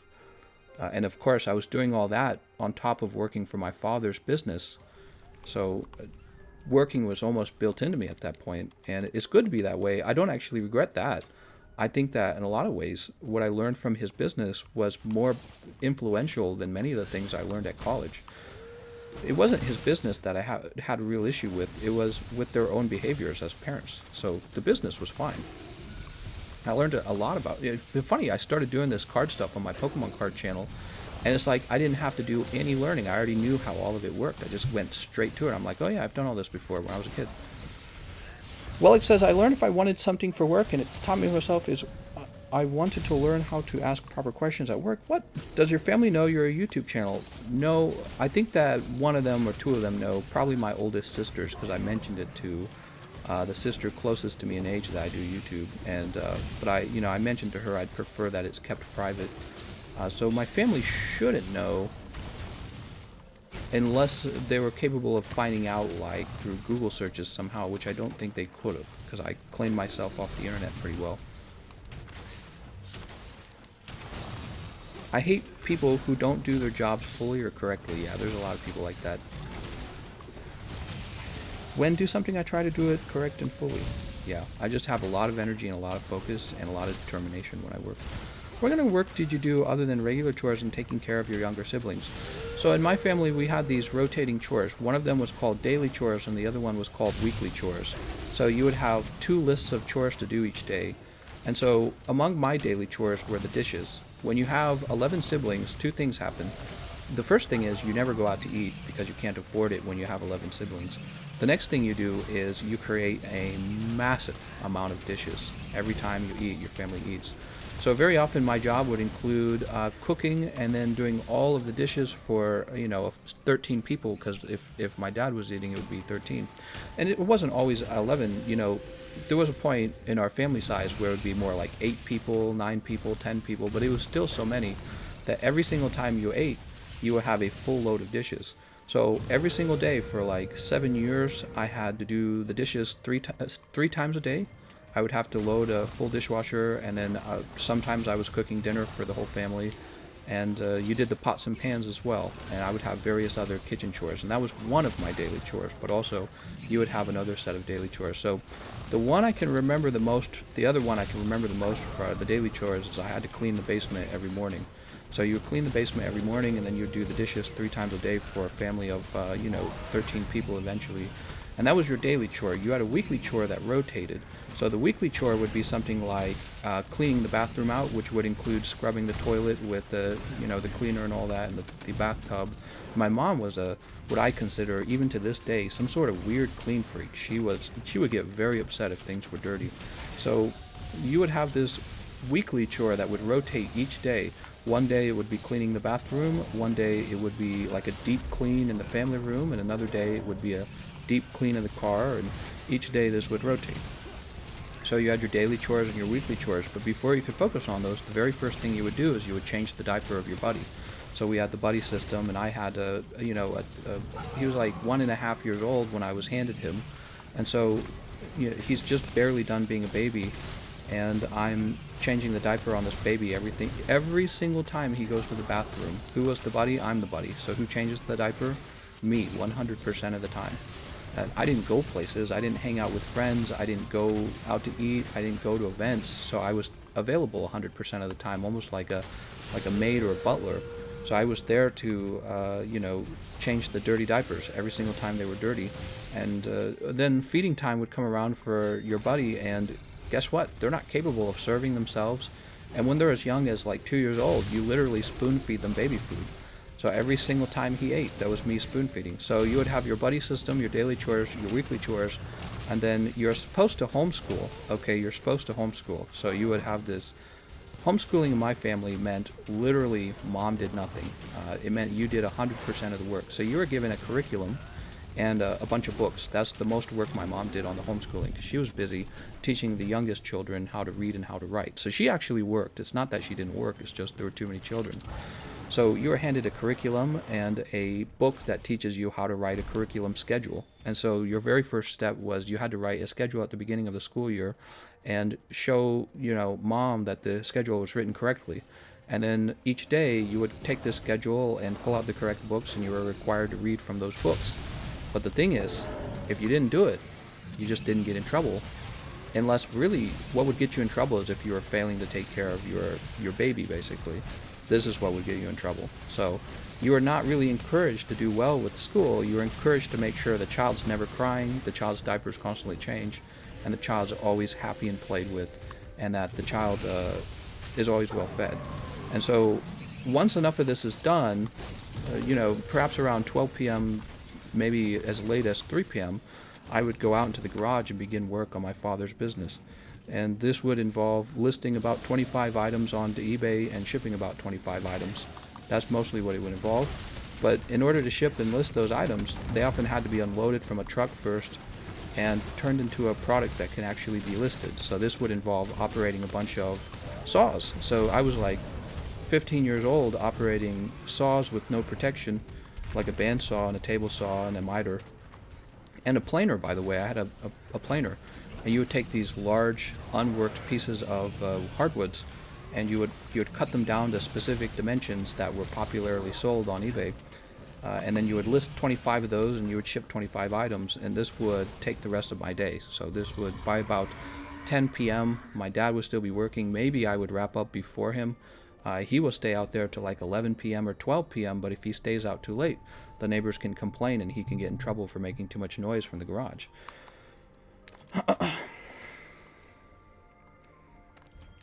Wait, so earlier I heard you mention Missouri, and if you're from there, you would understand the weird weather we have. Yeah, Missouri weather is pretty terrible. It is sometimes very inconsistent, right? But also it's mostly bad weather. What kind of business did your dad run? Where I live, there's a guy who imports hardwoods from around the world, and he imports artisan hardwoods from around the world, like from the rosewood family, cocobolo, rosewood, tulipwood, bacote, zircote.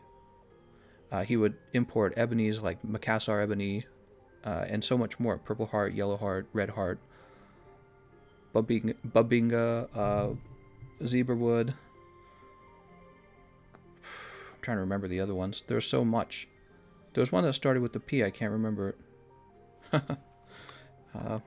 All the woods that might be used in making artisanal musical instruments. You could even do artisanal flooring. You guys don't know that, but you would do crafts like pens and stuff like that, knife handles. And so this huge importer of hardwoods, he would focus on retail stores that needed to be resupplied with hardwoods from around the world. Well, my father was very early. He was one of the earliest guys to get hardwood onto eBay. He's like, well, what if I took the hardwood and put it on the internet? Because eBay back then was fairly new. There was a point where eBay didn't exist. There was no Amazon. eBay was brand new. So he put it on eBay and started turning these large profits on it. So he started buying Hibdons like junk wood at very low rates, and then he would sell them for high profit margins on eBay because nobody else was doing this yet.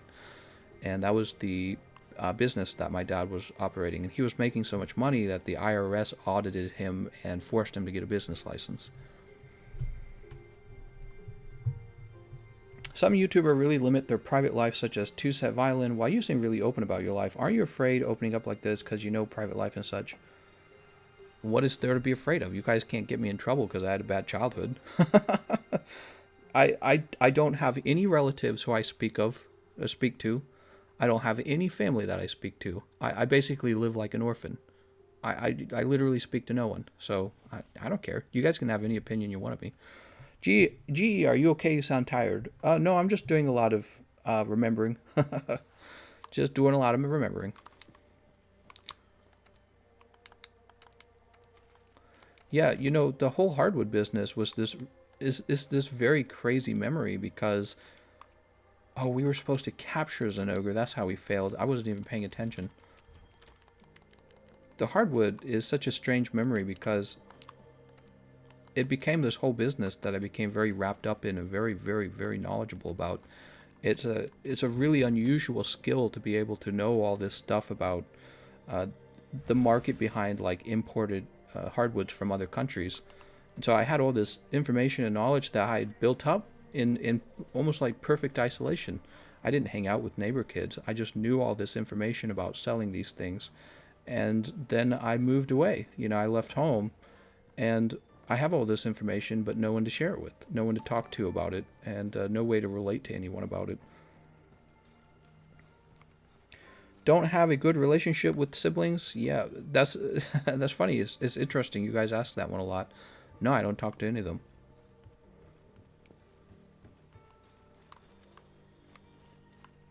Let's go over here.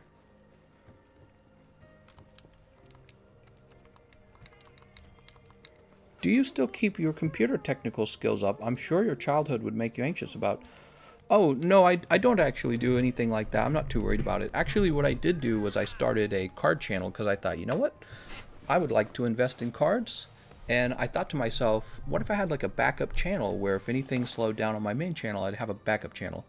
And so that's what I did. And so I run the two channels now, and it's a lot of fun. If I ever needed to brush up on my technical skills, my wife could help me enormously. She's a senior software engineer now, and she can just basically be like, here's what you need to know. Actually, she's told me if I ever need a job at the place where she works, she could easily give me a job because she knows everything and could just explain it. Yeah, so I'm not really worried about that, actually. Who's your favorite Pokemon? Pikachu. When do you guys think we'll go back to normal? Corona has destroyed us. Probably in like a year. I think it'll take much longer than you think. Does your family allow you to play video games? B52, no. So basically, with video games, this was really probably the worst thing my dad did in terms of kind of messing our relationship up. I loved video games as a child, and I was very aware of them because the neighbors had them, and there would be times where I'd get to play on the neighbors' video games, and I had cousins. They all had video games, and we'd visit them, and I'd get to play video games for like a whole day, which was mind-blowing. And then my father would take all of our games away if we ever had them. It was a very bad problem. There was actually a point where my brothers and I pooled our money together to own a GameCube. And so what my father did, rather than getting rid of the GameCube, is he attached a device that automatically turned it off after 1 hour of gameplay. So, and I never forgot this. It was just such a really terrible decision to do that. Look at this guy.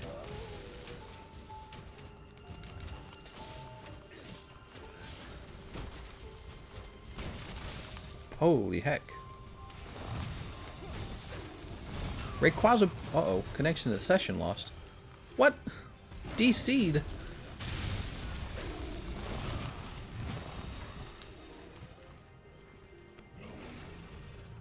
So, I know I asked this earlier, but I don't think I heard you. What's like a good strat for Shara? Attack him in the head. Alfian says, thank you for sharing this with us. No problem, man. Hey, life still worked out pretty well for me, guys. I'm married. I have a very cool job. I get to talk with you guys. When I was growing up, from 18 years old to this point, there was guys I met who also had difficult childhoods like I did. Actually, one problem I never really struggled with, I never had like any kind of drug addictions, but there was a guy who I feel really bad about. I was a friend of his.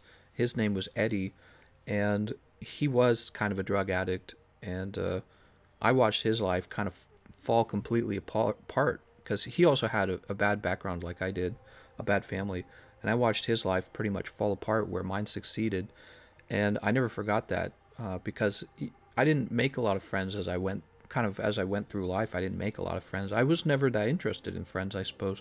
Actually, I was interested in girlfriends, but guy friends, not as much. So if you wanted to be my friend as a guy, you had to be capable of having a really interesting conversation with me, and basically being able to like debate well and argue well. And then at that point, I would want to like hang out with you so that we could debate and toss ideas back and forth. But most guys I met were really not like this. Most guys, they would just regular guys, they would talk about sports, or they would talk about maybe girls or something, I don't know.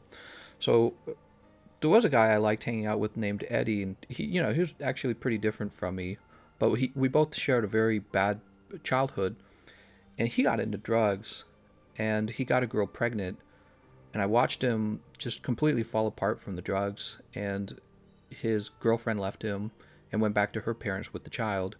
And he had like a mental breakdown and got fired from his job that we both had. He got fired, and then I lost all communication with him. So I just never saw him again. And I can't imagine his life turned out well after that. So, there are guys who kind of are in my situation where they had, were, in the situation I once was in, where they're fresh out of home and not doing so well, and they're struggling at home. They're struggling with their life now because of a messed up childhood, and I wish there was a way kind of to help them, So one of the things that happened to me as I was going through life is I wish that there had been somebody there for me, basically, maybe like a wiser, older version of me who could go backwards in the time and be like, look, things are going to be okay. Here's exactly what you need to do. I'm rooting for you. But when you're completely alone, when you're like an orphan, you don't have anything like that. So you just kind of cheer yourself on, but cheering yourself on is so empty because you're always cheering yourself on. And in order to feel kind of like, what's that term? They always say girls need this, affirm.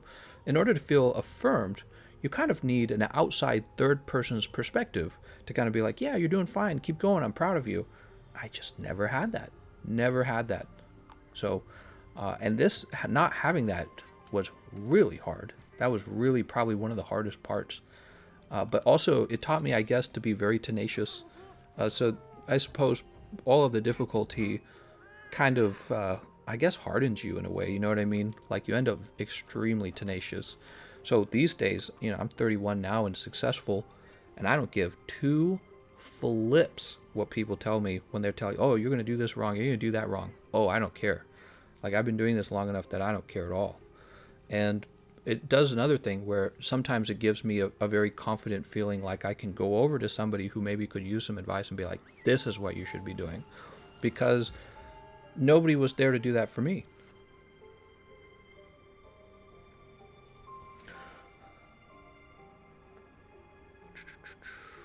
Can we get one more like for Heavy Bowgun? Which hammer has the best draw? Is it the Acidic Glavenus?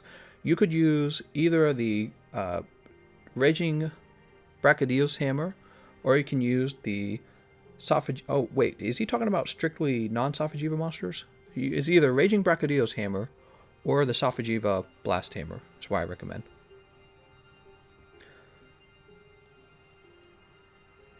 Did you get therapy? B52, I never got therapy. I think I turned out okay without the therapy. I think one of the things I did was similar to the way that I sat down and I read, well, I didn't read. I listened to many audiobooks on finance. I also listened to many books on psychology. And these gave me some great insights that I was not able to word in the past. It's like I intuitively understood it, but listening to the books helped me phrase it into words. But no, I just never got therapy. I just kind of worked through it on my own, which tells me that other people are capable of doing this. And I think that I don't know. I don't think that therapy would have been better for me than what I actually ended up doing. I think that sorting through my own problems gave me the skill of sorting through your own problems. You know what I mean? So it's when something's going on in me at some sort of psychological level, I'm just sort of capable of going, okay, what's going on in your brain? You know what I mean? Like evaluating myself. But I don't know. That's probably not for everybody. I never did get therapy. I guess it turned out in the end you got 124,000 family members. Well, I'm very grateful for all the subscribers. It's really fun.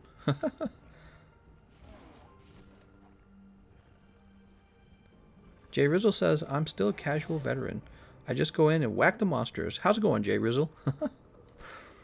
I'm glad to know that your life has turned out good from what I understand, and I hope you have plenty of success in the future. Thank you very much, man. Riley says, any advice on playing Safiakwa Shot? Not the build, but the actual playstyle. I'm new to it. Well, it depends on what you're doing with it. Are you trying to play elemental ammo, or are you trying to play sticky ammo? And really all you do is run it. What the heck? Did this monster not make it to the top? Really all you do is aim and shoot. That's basically it. Oh, snap.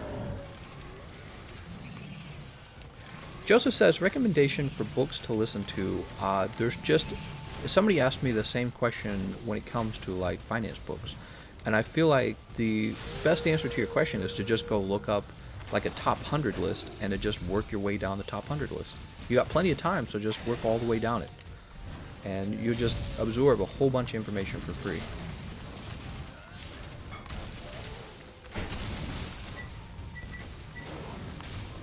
Oh no.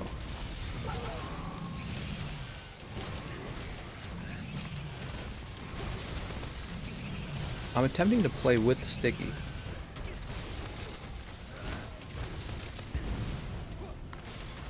Oh, I didn't think that was going to hit me.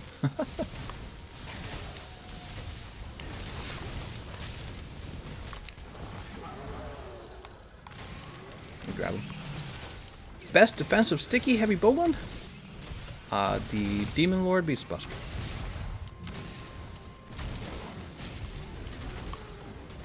Yeah, I'm scared. This guy's gonna beat me up, man.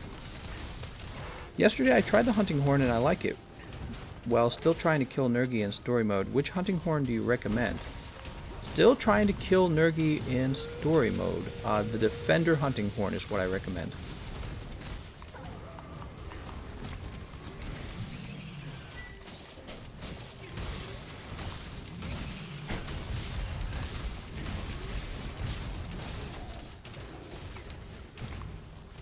Uh-oh. Brrr.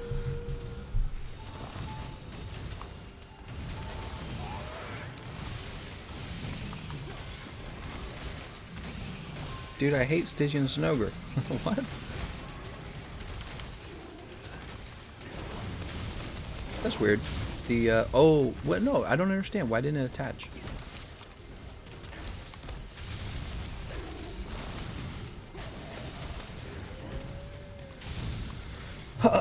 I love how you climb to the top even though all the trauma, you're genuinely the best. Hoping for 200,000 subs, special with OnlyFans. That's right. Starting my OnlyFans account.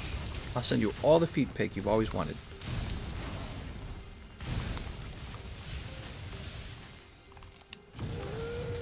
Let's go ahead and put on our temporal mantle. Oh my gosh. Boop.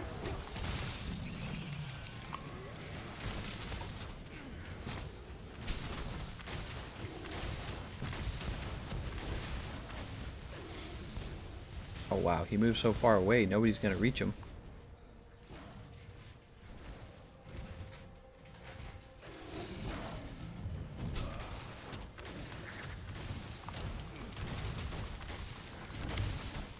Come on.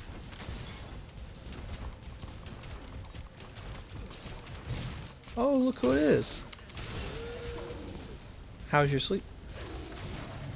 Did you get hungry in the middle of the night? It's because all we ate today was like one meal. I was hungry too. I ended up making an omelet.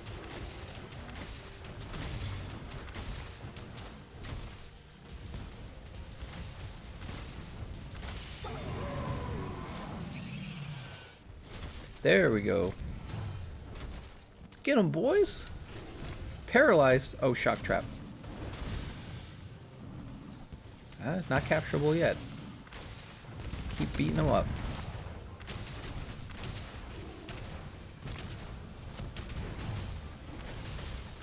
And there you go, he's down.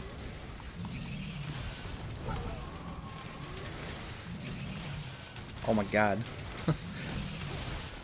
Spread ammo messing me up so much here.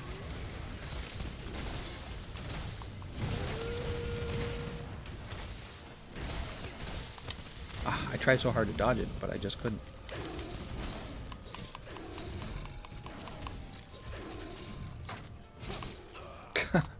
I was trying so hard to smack him in the head there and I couldn't reach his head.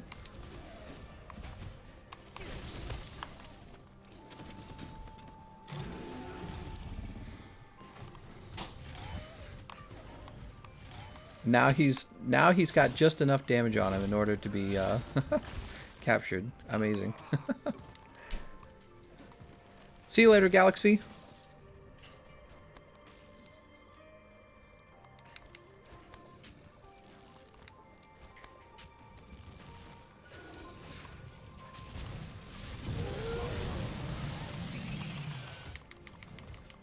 I got him. Isn't that frustrating when you're getting ready to capture something and they like knock you away, or somebody knocks you away and you're like, oh, I'm not going to make it. He's going to get out of the trap. All right, guys, we've been going for 2.5 hours. I think now is a great time to wrap up. So I'm going to say to you guys, thank you all for watching, and I'll see you guys next time. All right.